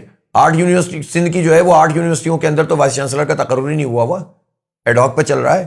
کوئی پوچھنے والا ہے؟ ہمارے بچے بچیاں مارے پھر رہے ہیں، ان کے لیے جابس نہیں ہیں. جو پڑھ لکھ جاتا ہے، تعلیم خرید لیتا ہے، وہ باہر چلا جاتا ہے. برین ڈرین ہو رہا ہے. سڑکیں نہیں، پانی نہیں. K4 منصوبہ نعمت اللہ خان نے K3 مکمل کیا، 17 سال میں 1 قطرہ پانی کا اضافہ نہیں ہوا. کہ الیکٹرک مافیا راج کر رہی ہے. گھر میں ٹینک ڈلوا رہا ہوں. ڈلوا رہے ہیں نا. جی. اب آپ بتائیے، نارتھ کراچی میں صحیح لوکیشن ہے ہماری ماشاءاللہ. تو جب آپ کے پاس ٹینکر کا پانی آ سکتا ہے تو نلکے کا کیوں نہیں آ سکتا؟ اتنا ہی پانی نلکے میں دے دو بھائی، زیادہ مت دو. مافیاز ہے نا. تو جب نان کائنیٹک جو ایکشن تھا، نہ فوج نے اس پہ سوچا، نہ سندھ حکومت نے سوچا، نہ وفاقی حکومت نے، جس کی بھی تھی، چاہے وہ 10 سال والی تھی یا 3.5 سال والی تھی، یا آج ہے یا کل ہے، لیکن کسی نے کراچی کو آن نہیں کیا. کراچی کا مسئلہ مفتی صاحب یہ ہے کہ کراچی کو کوئی پارٹی، کوئی حکومت آن نہیں کرتی، اس کو اپنا شہر نہیں سمجھتی. بدقسمتی ہے. یہ 54% ریونیو جنریٹ کر رہا ہے یہ شہر، یعنی وہ کر رہا ہے، ایکسپورٹ کر رہا ہے، یعنی ہماری ٹوٹل ایکسپورٹ کا 54%. آپ کی کیا رائے ہے؟ اگر میں اس پہ کوئی تبصرہ نہیں کر رہا، یہ تو بڑا ایک خطرناک قسم کا سیاسی ایک بحث چھڑ جائے گی. صرف آپ کی رائے لے رہا ہوں کہ آپ کی کیا رائے ہے؟ اب یہ آوازیں اٹھتی ہیں کراچی کو الگ صوبہ بنایا جائے، کچھ لوگ کہتے ہیں نہیں بنایا جائے. آپ کا اپنا اس بارے میں؟ لیکن مفتی صاحب ہمارے یہاں نا یہ چونکہ لسانی بنیادوں پہ یہ سوچ پیدا ہوتی ہے نا، تو اس طرح کی بات کرنا خون خرابہ کرنے کا سبب بن جاتا ہے. دنیا میں تو یہ ہوتا ہے نا، کہیں 50 صوبے ہوتے ہیں، کہیں 52 صوبے ہوتے ہیں، ایک ایڈمنسٹریٹو یونٹ ہوتا ہے. دیکھیں دنیا کے 5 یا 6 بڑے شہروں میں سے ایک ہے. ابھی تو میں یورپ کا سفر کر کے آیا ہوں، تو ان کی آبادی دیکھ کے میں حیران ہو گیا. اتنی اسپیس ہے، اتنے بڑے بڑے ملک، پاکستان جتنے ملک ہیں، 50 لاکھ کی آبادی، 1 کروڑ کی آبادی، اور اس میں بھی ینگ جنریشن اتنی نہیں ہے ہی نہیں. ہمارے پاس تو 2-2.5 کروڑ کی آبادی، اور جب سے میرے 4 شادیوں والے بیان شروع ہیں، مجھے لگ رہا ہے 5 کروڑ ہو جائے گی نا. اسپیڈ جو ہے نا لوگوں کی اور بڑھ گئی ہے. تو اتنی بڑی آبادی کو ایسے چھوڑا ہوا ہے بالکل. اب آپ نے ایسی بات کر دی، اب آپ جو ہے نا مجھے عورتوں میں ان پاپولر نہیں کر دیجیے گا جب بھی آپ شادیوں کی باتیں کرتے ہیں. ابھی ہم آپ کو اپنی 4 شادیوں والی کتاب دیں گے. اچھا. نہیں میرا کوئی ارادہ نہیں ہے، پہلے سب کو بتا. ہم کتاب پڑھنے پر گورنمنٹ کی طرف سے کوئی پابندی نہیں ہے، پڑھیے. چلیے صحیح ہے. اچھا تو جی یعنی ٹھیک ہے، میں آپ سمجھ گیا آپ کی بات. اچھا کراچی میں ایک بڑا مسئلہ، میں آبادی کا تو آپ نے فرمایا نا. جی میں آپ کو بتاؤں کہ کراچی کی آبادی 3 کروڑ سے کہیں زائد ہے اس وقت. اچھا گڈ. ٹھیک ہے. اور یوتھ جس کیٹیگری میں آتے ہیں یعنی بچے سے لے کر 28 سے 30 سال تک کی عمر کے ہمارے ہاں 2 کروڑ 20 لاکھ لوگ ہیں. Very good very good. 150 ملکوں سے زیادہ تو یوتھ رہتے ہیں کراچی میں. کتنا بڑا پوٹینشل ہے, کتنی بڑی طاقت ہے, کتنا بڑا خزانہ ہے, لیکن ظالموں نے حال کیا کیا ہوا ہے. اب یہ جو آپ نے صوبے والی بات کی نا, یہ صوبے کا مسئلہ پیدا نہ ہو اگر مردم شماری میں ہماری گنتی صحیح ہو جائے. آپ کہیں گے یہ اس کا اس سے کیا تعلق؟ اس کا اس سے یہ تعلق ہے کہ سندھ کی ہیں 130 سیٹیں. اس وقت کراچی کی سیٹیں سندھ کی سیٹوں میں آبادی کے لحاظ سے 44 ہیں, کیونکہ ہماری آبادی 1 کروڑ 60 لاکھ ڈکلیئر ہوئی ہے آخری, اور پورے صوبے کی آبادی 4 کروڑ 70 لاکھ ہوئی ہے. اگر ہماری آبادی 3 کروڑ ہو تو صوبے کی آبادی 6 کروڑ یا 6.25 کروڑ ہوگی. تو ہماری سیٹیں جو ڈائریکٹ الیکشن میں 130 کے بجائے 62 سے 65 ہو جائیں گی. یہ جھگڑا ہی ختم ہو جائے گا دیہی اور سی. یہ مردم شماری بایو میٹرک کے ذریعے, انگوٹھوں کے ذریعے نہیں ہو سکتی, سب ہو تاکہ سکتا ہے. ایک دودھ کا دودھ پانی کا پانی ہو جائے گا. نادرا کا ڈیٹا کم از کم کراچی شہر میں تو مجھے معلوم ہے کہ نادرا کا ڈیٹا جو ہے وہ تقریباً 80-90% ٹھیک ہے. تو بھائی یہ تو حکومت کا نظام ہے نا کہ دیکھیں نادرا اپنا ڈیٹا بنا رہا ہے, مردم شماری کر رہا ہے بیورو آف اسٹیٹسٹکس وہ الگ ڈپارٹمنٹ ہے, اور ووٹر لسٹ بنا رہا ہے الیکشن کمیشن. تو یہ سب گڑبڑ گھوٹالا ہے نا. اس گھوٹالے کے ساتھ تو آپ جان بوجھ کے ایسا لگتا ہے کام کرتے ہیں کہ اپنی مرضی سے مینجمنٹ کریں. ہماری آبادی ٹھیک ہو جائے تو ہمیں وسائل بھی اتنے ملیں گے اور ہماری نمائندگی بھی اتنی ہو جائے گی, تو یہ بحث منیمائز ہو جائے گی. لیکن یہ بحث چھڑتی ہی اس وقت ہے جب آپ حق نہیں دے رہے ہوتے, اختیار نہیں دے رہے ہوتے, تو یہ چیز دیتے ہیں ہمارا صوبہ ہونا چاہیے. حالانکہ پاکستان میں اگر 25 صوبے بھی ہو جائیں تو کیا ہے, ایڈمنسٹریٹو یونٹ ہے, اس کا نام صوبہ مت رکھو. یو ایس اے میں تو ہر اتنے سارے صوبے ہیں اور ہر صوبے کے لاز بھی الگ الگ ہیں, الگ الگ قوانین ہیں. جی. تو یہاں یہ معاملہ کیونکہ حساسیت اختیار کر جاتا ہے, اس لیے وہ لوگ اس کو اٹھاتے ہیں جب انہیں مہاجر سندھی تقسیم پیدا کرنی ہوتی ہے. کرتے نہیں ہیں. مطلب میں پوچھنا چاہتا ہوں, ہمارے ایم کیو ایم کے دوست بہت بولتے تھے نا صوبہ ہونا چاہیے صوبہ ہونا چاہیے. اب بھائی جب تم مشرف صاحب تھے تو کونسلر سے لے کر امریکہ کا صدر بش بھی تمہارا ہی تھا, میئر بھی تمہارا تھا, وفاقی وزیر بھی تمہارے تھے, صوبائی بھی تمہارے تھے, اسمبلی تمہاری مرضی سے چلتی تھی, شہر تمہاری مرضی سے کھلتا تھا, شہر مرضی سے بند ہوتا تھا, بوریاں بھی اسی طرح بند ہوتی تھیں. تو یہ سب کام جب چل رہا ہوتا تھا تو آپ نے اس وقت صوبہ کیوں نہیں بنا لیا؟ اس کا مطلب ہے کہ آپ یہ چیز رکھنا چاہتے ہیں کہ جب آپ دیکھیں کہ آپ کا منجن نہیں بک رہا آپ اس طرح کے نعرے لگانا شروع کر دیں اور پھر لوگوں کو لڑوا کے کام نہیں کرو. تو اس لیے ہم یہ مطالبہ نہیں کرتے. ہم یہ چاہتے ہیں کہ یہ سندھ اگر ایک صوبہ ہے تو اس میں بلدیاتی اداروں کو اس کا حق ملے, شکارپور کو بھی ملے, جیکب آباد کو بھی ملے, حیدرآباد کو بھی ملے اور کراچی کو بھی ملے. اگر بلدیاتی اداروں کو پیسہ اور اس کا اختیار مل جائے اور پراپر طریقے سے انتخاب ہو بھی جائے ہر 4 سال کے بعد, تو یہ مسئلہ آپ سے آپ ریزالو ہو جائے گا. کراچی میں یہ جو موبائل اسنیچنگ اور یہ قتل و غارت کے واقعات, سب سے بڑا مسئلہ تو میں سمجھتا ہوں یہ ہے. دوسرے نمبر پہ آپ کو پتہ ہے کہ کراچی میں جو کھڈے ہیں ان میں تھوڑی سی سڑکیں باقی رہ گئی ہیں. ان کھڈوں کا ایک فائدہ تو میں آپ کو بتاتا ہوں کہ ہمارے ایک ریلیٹو تھے, ان کی ساس کا انتقال ہوا. انہوں نے مجھے کال کی, آپ حیران ہو گئی, یہ سچی مچی کا واقعہ سنا رہا ہوں میں. انہوں نے مجھے کال کی کہ میری ساس کا انتقال ہو گیا ہے اور میت اب ہاسپٹل سے ہم گھر لے کے جا رہے ہیں, آپ دعا کیجئے گا, جنازے میں شرکت کی کوشش کیجئے گا. میں نے کہا ٹھیک ہے جی انشاءاللہ. تھوڑی دیر میں ان کی کال آئی کہ جی وہ زندہ ہو گئی ہیں. اچھا. حالانکہ تمبو ومبو لگ گیا, سارے وہ چنے ونے جو ہوتے ہیں نا لوگوں کے یہاں, اچھا سارے ہو رہے ہیں. آ گئے. کہا یار یہ تو فرسٹ ٹائم میں سن رہا ہوں. کہہ رہے ہیں یار ایمبولینس جا رہی تھی, کھڈا آیا تو اس میں وہ دھاڑ کر کے اٹھے تو ان میں سانس آنا شروع ہو گیا. تو وہ کوما اتنا خطرناک قسم کا تھا یا کوئی سکتا ایسا تھا کہ ڈاکٹر بھی یہ سمجھے کہ ان کا انتقال ہو گیا. تو یہ کراچی کے لوگوں کو سہولت ہے کہ جو پریگننٹ خواتین ہیں ان کھڈوں میں ان کا بچہ ہو جاتا ہے بغیر آپریشن کے. گردوں کی پتھری بھی رپورٹ ہے کہ نکلی ہے بعض لوگوں کی, اور بے ہوش لوگ ہوش میں آ جاتے ہیں, کومے کے میں گئے ہوئے لوگ زندہ ہو جاتے ہیں. اگر آپ کے پاس گورنمنٹ آئی تو اس سہولت سے آپ کراچی کے لوگوں کو سنائے کہ محروم کرنے کا ارادہ رکھتے ہیں. جو تھوڑی سی سڑک باقی رہ گئی ہے اس کو, ظاہر ہے آپ نے جو نقشہ کھینچا ہے نا, بات تو اصل میں یہی ہے کہ ان کے پاس اور کیا جواز ہے کہ میرا خیال ہے آفیشلی وہ کہہ رہے ہیں کہ ہم نے یہ سہولتیں دی ہوئی ہیں لوگوں کو, کیونکہ باقی تو کوئی جواز نہیں ہے لوگوں کو کھڈوں میں گرانے کا. دیکھیں یار حال یہ چنگچی رکشوں میں دھکے کھاتی ہیں ہماری عورتیں, کیسی طبیعتیں ان کی ہوں. میں نے ایک عام سے آدمی کو, میں نے جب 4K چورنگی کا آپ نے تذکرہ کیا تو میں وہاں جاتا تھا دھرنوں میں. ایک دن میں نے وہاں کہا کہ یار اس 4K چورنگی ہے نا ایک چنگچی رکشے میں, اس وقت عمران خان صاحب بھی تھے اور اس وقت یہاں ظاہر ہے کہ یہ مراد علی شاہ صاحب بھی تھے. گورنر بھی تھے اور فلاں. میں نے کہا ان سب کو اس چنچے رکشے میں بٹھائیں اور فور کے چورنگی کے 2-3 راؤنڈ لگوائیں اور اس کے بعد ان کی ہڈیاں چیک کروائیں, تو پھر پتہ چل جائے گا ان کو کہ کراچی کے لوگوں کے ساتھ اور مائیں بہنوں کے ساتھ کیا سلوک کر رہے ہیں یہ لوگ ظالم. پیکیجوں کا اعلان کر رہے ہیں, دیتے کچھ نہیں ہیں. تو یہی حال ہے اس وقت. ابھی واقعتاً یہ حقیقت ہے کہ پچھلے دنوں ایک گروپ نے کچھ نوجوانوں کا جو بائک چلاتے ہیں ان کا سروے کیا میڈیکل, اور ان کے جب پٹھوں کا اور ہڈیوں کا جائزہ لیا تو اچھی خاصی جو ہے 70-80% ڈیمیج لوگ نکلے. اچھا, یہ شہر کے ساتھ کر کیا رہے ہیں آپ؟ آپ کے پاس سب سے بڑی عیاشی اس وقت کیا ہے؟ یا تو آپ کے گھر میں گاڑی ہو, تو ہر آدمی تو گاڑی نہیں چلائے گا نا بھائی, گھر کا بڑا گاڑی لے جائے گا تو کون چلائے گا؟ 45 لاکھ سے زائد بائک ہیں, اور اسی طرح چنگچی, اور یہ ماس ٹرانزٹ نہیں ہے. ٹھیک ہے, جو گرین لائن چلائی وہ ادھوری, جو ریڈ لائن بنا رہے ہیں اس کو بیڑا غرق کر رہی ہے اور کرے گی, اس لیے کہ اس کا ڈیزائن صحیح نہیں ہے. وہ مجھے پتا ہے کہ کیا اس میں چکر ہے. صحیح. لائٹ ریل سسٹم کا منصوبہ بنایا تھا نعمت اللہ خان صاحب نے, ایلیویٹڈ اوپر اور نیچے انڈر گراؤنڈ, سڑک موجود رہتی, اوپر چلتی ٹرین اور نیچے, جیسے آپ نے دیکھا ہوگا لاہور میں میٹرو ٹرین چلتی ہے, وہ اوپر ہی اوپر ہے لیکن یہ انڈر گراؤنڈ بھی منصوب. 5 کوریڈور بننے تھے, سرکولر ریلوے سے انٹر کنیکٹ ہونا تھا, اور 15-20 ہزار بسیں اس وقت آ جاتی. اور جب آپ ایک دفعہ انفراسٹرکچر ٹھیک کرتے ہیں تو انویسٹر آتے ہیں. اب اس وقت کون بس لے کر آئے گا ان سڑکوں پہ بھائی, بتائیے مجھے. جب بس سڑکیں ٹھیک ہوں گی, آپ کو سسٹم چل رہا ہوگا, بائکیں کم ہو جائیں گی, گاڑیاں کم ہو جائیں گی. گاڑیاں ہوں گی بھی تو اس کی ٹریولنگ کم ہو جائے گی. ایک آدمی کو اپنے اسٹاپ پہ چلنا ہے, اگلے اسٹاپ پہ اترنا ہے, اس کے بعد دوسری چیز کو کنیکٹیویٹی مل جائے گی, صاف ستھرے طریقے سے جائے گا, تو وہ کیوں بائکیں چلائے گا اور گاڑیاں چلائے گا؟ ٹریفک کا لوڈ کم ہوگا, پیٹرول کا جو ایندھن کی جو ہماری وہ ہے امپورٹ, وہ کم ہو جائے گی. لیکن ان ظالموں نے پچھلے 17 سال میں کوئی ایک کام نہیں کیا, جس کے نتیجے میں یہ سب مسائل ہیں. تو ہم انشاءاللہ یہ پورا عزم رکھتے ہیں. دیکھیں فوراً تو کوئی کام نہیں ہو جاتا, اور ہم وہ بھی نہیں ہے کہ صرف ایسی بات کریں کہ بعد میں بھی تو آپ کسی دن بلا کر جو ہے پوڈ کاسٹ کریں گے نا. ایسا تو نہیں ہوگا کہ چھوڑ دیں گے, بلکہ زیادہ کریٹیکل ہو جائیں گے.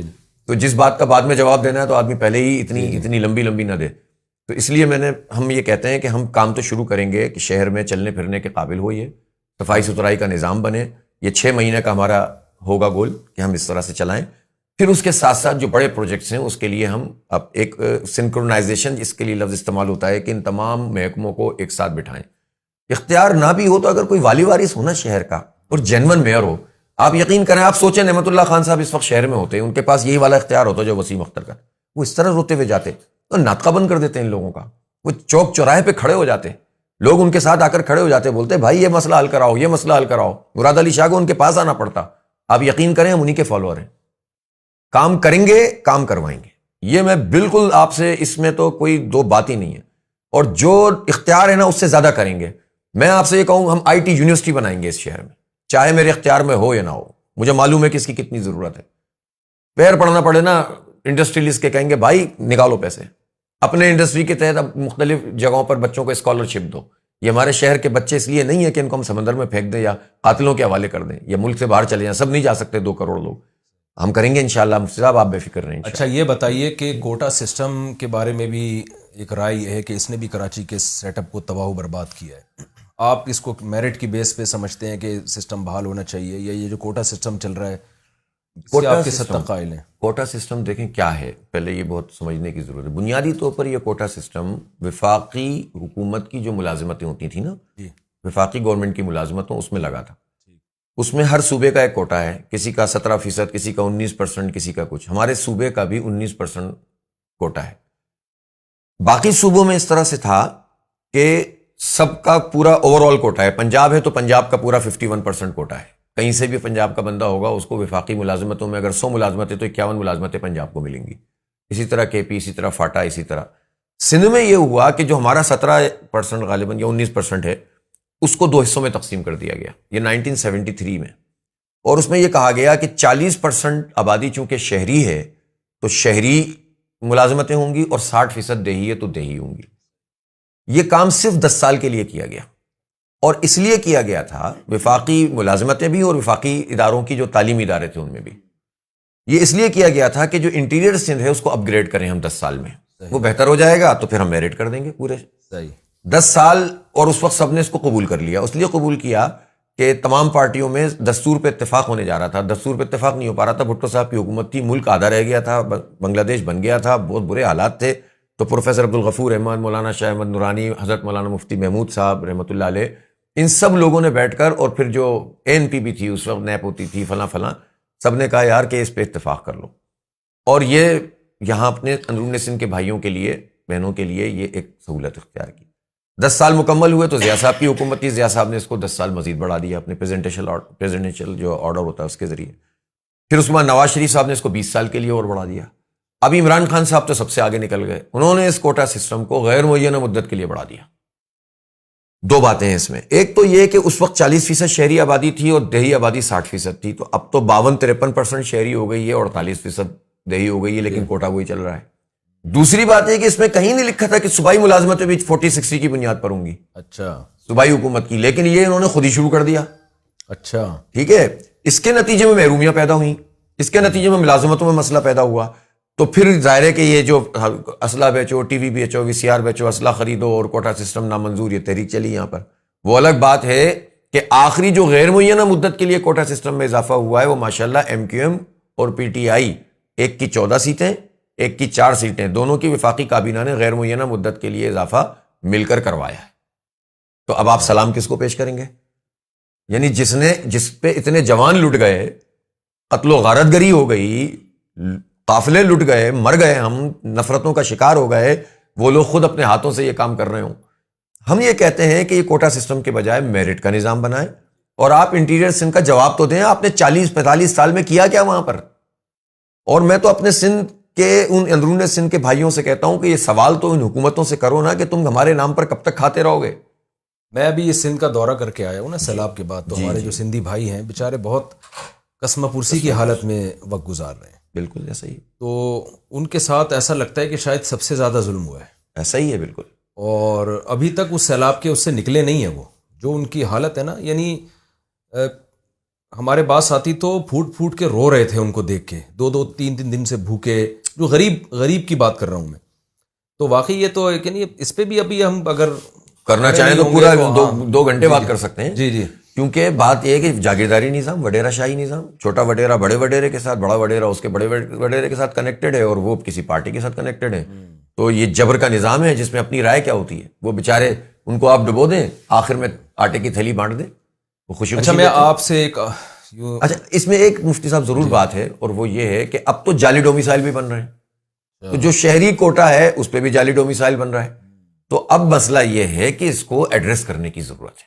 میں عجیب واقعہ سناؤں آپ کو. کل ایک میرا لسنر ہے، بیان سنتا ہے، اس کے بڑے بھائی آئے اس کو لے کے، ڈاکٹر، یعنی اس کی بہت اچھی پرسنٹیج تھی، تو MBBS کے لیے اس نے ایگزام دیا گورنمنٹ کالج میں ایڈمیشن کے لیے، یونیورسٹی میں ایڈمیشن کے لیے. تو کوشچن میں ایسے سوالات آئے جو اس کی تیاری کا حصہ ہی نہیں تھے. جی بالکل ایسے ہی. MD کیٹ کا یہ جو میڈیکل خاص لوگوں کو پہلے بتا دیا گیا کہ یہ کوشچنز آئیں گے. اچھا اس کی بات کر رہے ہیں آپ، جو سلیبس میں شامل ہی نہیں ہے. تو اور پھر ظاہر ہے وہ اسپیسیفک مخصوص لوگ ہی ان کوشچنز کو حل کر سکیں، وہ سلیبس کا حصہ ہی نہیں تھے. پر اللہ عالم صحیح کہہ رہے ہیں غلط کہہ رہے ہیں، مجھے تو نہیں لگتا کہ جھوٹ بول رہے ہوں گے وہ. تعلیمی اداروں میں نا ہمارے ہاں 2 چیزیں، ایک تو تعلیم ہی نہیں ہے نا، وہ تو بڑا مسئلہ ہے. دوسرا ایک بے حیائی اور نشہ. یونیورسٹی کے حالات بھی ہمارے سامنے آتے ہیں، کیا لڑکیوں میں لڑکوں میں بے حیائی، نکاح وکاح تو کرتے ہی نہیں ہے. ساتھی نے بتایا کہ پہلے جماعت اسلامی یہ کیا کرتی تھی کہ کہیں لڑکا لڑکی اکیلے بیٹھے ہوئے تو جماعت اسلامی کے لڑکے جا کے ان کو تنبیہ کرتے تھے، یا تو آپ شادی کرو یا یہاں سے اٹھ کے چلے جاؤ. ٹھیک ہے نا. اب ظاہر ہے وہ حالات اب نہیں ہے کہ آپ کسی کو نصیحت کریں، تو اور ہی مسائل کھڑے ہو جاتے ہیں. تو یہ 2 مسائل جو ہیں، بے حیائی اور ڈرگس، جو نشہ آ رہا ہے، ان پہ بھی آپ نے سوچا ہے کہ اس کا کیا حل ہے، ان پہ کنٹرول کیسے کیا جا سکتا ہے؟ میں تو کو ایجوکیشن کے حق میں ہوں ہی نہیں، تو سسٹم ہی غلط ہے. صحیح. تو کیا آپ سمجھتے ہیں کہ اس پہ کوئی کنٹرول ہو سکتا ہے؟ کسی ایک چیز کو اب آپ نہیں پکڑ سکتے، مجموعی طور پر پوری قوم کی بھی تربیت کی ضرورت ہے. اور ظاہر ہے ہر چیز کا اپنا ایک حصہ ہے نا، حکومت کا اپنا حصہ ہے، سوسائٹی کا اپنا حصہ ہے، علماء کرام کو اپنا کردار ادا کرنا چاہیے، اور جو بھی آرگنائزیشنز ہیں ان کو اپنا رول پلے کرنا چاہیے. سب مل کر کام کریں تو مسئلہ حل ہوتا ہے. لیکن مسئلہ یہ ہے کہ وائز کا جو واز ہے نا وہ اپنی جگہ پہ رہ جاتا ہے جب پورا نظام، پورا میڈیا ایک طرف لوگوں کو لے جا رہا ہو. تو اس پہ بھی کنٹرول حاصل کرنے کے لیے ضروری ہے کہ آپ جو ہے نا کم از کم پلاننگ ہے آپ کی بالکل ہے. دیکھیں ظاہر سی بات ہے, ایک تو ہم خود اپنے آپ کو ریپرزینٹ کر سکتے ہیں نا اس طرح. اچھا دیکھیں اس میں ایک بات اور ہے, آپ بھی جانتے ہیں, آپ نوجوانوں سے بہت زیادہ اٹیچ رہتے ہیں. ایسا امپریشن بھی لوگوں کو جب اب دے دیا جائے نا کہ صاحب اسلام میں آنے کا تو مطلب ہے کہ بس اب آپ کو ایسے ہی بس ناک کی سیدھ میں کان کی آڑ میں چلنا ہے, اور نہ ادھر دیکھنا ہے نہ ادھر دیکھنا ہے, تو فی زمانہ آپ اس طرح سے چلانے کی کوشش کریں گے تو لوگ ریئیکشن میں آتے ہیں. بعض تو آ جاتے ہیں, اور اکثر لوگ جو ہے نا آپ سے دور ہونے کی کوشش کرتے ہیں. آپ نے بھی جو اپنا یہ اچھا خوبصورت انداز اختیار کیا, میں سمجھتا ہوں کہ ایک لحاظ سے یہ اچھا ہے کہ اس کے نتیجے میں کم از کم لوگ آپ کی بات اچھے طریقے سے سنتے ہیں, ہنسی بھی ہے, مذاق بھی ہے, لطیفہ بھی ہے, اور ساتھ ساتھ تربیت بھی ہو رہی ہے. تو میں سمجھتا ہوں کہ اس سٹائل کو بھی اختیار کرنے کی ضرورت ہے. اس میں بعضوں کا ذرا سا ہو جاتا ہے, لیکن پھر بھی گزارا ہے, ٹھیک ہے. لیکن دوسری بات یہ کہ نا یہ تربیت بھی لوگوں کی کرنے کی ضرورت ہے کہ دین کی کچھ جو بڑی بنیادیں ہیں نا ان کے اوپر آپ زیادہ فوکس کریں. دین حیا کا نام ہے, دین اپنے بڑوں کی عزت کا نام ہے, دین معاملات کا نام ہے, دین لین دین کا نام ہے, دین ایک نظام ہے. بعض اوقات کیا ہوتا ہے کہ جزیات جو ہے نا غالب ہو جاتی ہیں. مثلا جیسے وضع قطع ہے, وضع قطع کی بڑی اہمیت ہے, لیکن وضع قطع کی اہمیت اگر آپ دین کے 1 2 3 4 5 6 7 8 میں دیکھیں گے تو ہو سکتا ہے کسی کا 7واں نمبر ہو. تو 7ویں کو اگر آپ پہلا کر دیتے ہیں تو لوگ سمجھتے ہیں یار اب یہ کہاں سے میں شروع کروں گا, ٹھیک ہے نا. تو 99% لوگ کٹ جاتے ہیں. یعنی میرا اس پہ ایک مجموعی طور پر لوگوں کی تربیت کی بھی ضرورت ہے. یہ سوال میں نے آپ سے کرنا تھا, جی جو پرائرٹیز ہیں وہ آپ کی نظر میں کیا ہیں؟ ٹھیک ہے, یعنی کراچی کے مسائل کی میں بات کر رہا ہوں, اس میں تو ہم کر سکتے ہیں. اسی پہ کہ ترجیحات کیا ہیں آپ کی نظر میں. دیکھیں سب سے پہلے کس کو, پھر کس کو, پھر کس کو فوکس کرنا ہے آپ؟ یہ والی چیز میں آپ کو بتاتا ہوں. یہ تو میں نے ایک اوور آل, چونکہ آپ نے دوسرے مسئلے پہ بات کی تھی, اور منشیات والی جو آپ نے بات کی ہے اس پہ بھی میں آپ کو یہ ضرور کہنا چاہتا ہوں کہ اس پر ہمیں پوری تحریک چلانے کی ضرورت ہے.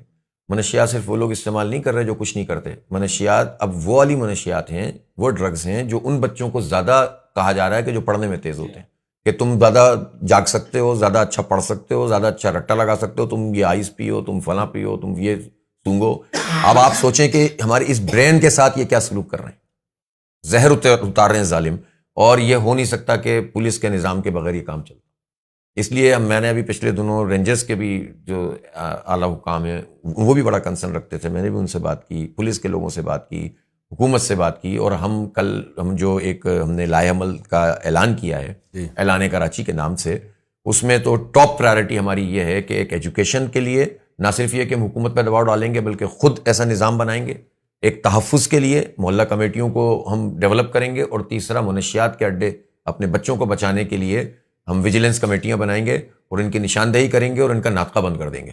تو یہ انشاءاللہ تعالیٰ اس کے نتیجے میں بہتر ہوگا. اچھا مفتی صاحب, جو آپ نے یہ فرمایا نا کہ آپ کی پرائرٹیز کیا ہوں گی, آپ کی ترجیحات کیا ہوں گی, کہ جب اگر اللہ تعالیٰ نے کامیابی دی تو آپ کہاں سے شروع کریں گے. سیدھی بات ہے کہ کامیابی ملتی ہے تو پہلی بات تو یہی ہوگی کہ یار اس شہر کو یہ میسج ملے کہ یار کوئی میئر آ گیا ہے, کوئی ٹاؤن کا چیئرمین آ گیا ہے, کوئی گراس روٹ لیول پر لوگ آ گئے. گٹر کے ڈھکن جس پر اصل میں یہ پروناؤنسیشن میں بڑا مزہ آتا ہے, گٹر کے ڈھکن. وہ ڈھکن تو اور یہ جو ہمارے کراچی کے لڑکے ہیں نا, یہ ڈھکنوں پہ بیٹھا کرتے تھے, ان کی بھی سہولت چھین لی گئی. اب وہ بیٹھیں گے تو بیٹھ نہیں سکیں گے, مطلب وہ کہاں بیٹھے, تو وہ تو پیروں اور ہاتھ ساتھ ہی جائیں گے نیچے. تو اس میں یہ ہوگا کہ یہ گٹر کے ڈھکن تو کم از کم لگ جائیں گے, یہ کام تو ہو جائے گا نا. اس لیے کہ دیکھیں یہ جو بیسک وہ ہوتی ہے نا, یہاں کا جو چیئرمین وائس چیئرمین ہوتا ہے یو سی کا, اس کو پکڑنا بہت آسان ہوتا ہے اگر ہماری جیسی پارٹیوں کا. ورنہ تو ایسے بھی ہیں جنہوں نے اتنا بڑا مینڈیٹ لیا اور آپ تلاش کرتے رہیں, شہر میں کوئی پوچھنے والا نہیں ہے. تو الحمدللہ جماعت اسلامی تو ان پارٹیوں میں سے جو ہم تو خود رہتے ادھر ہی ہیں, چلتے پھرتے ادھر ہی ہیں. تو میں آپ کو ایک اس کی مثال بتاؤں. 2001 میں جب نعمت اللہ خان صاحب کی بلدیہ آئی تھی نا, تو اس وقت یہی حالات تھے, تقریباً ملتے جلتے تھے.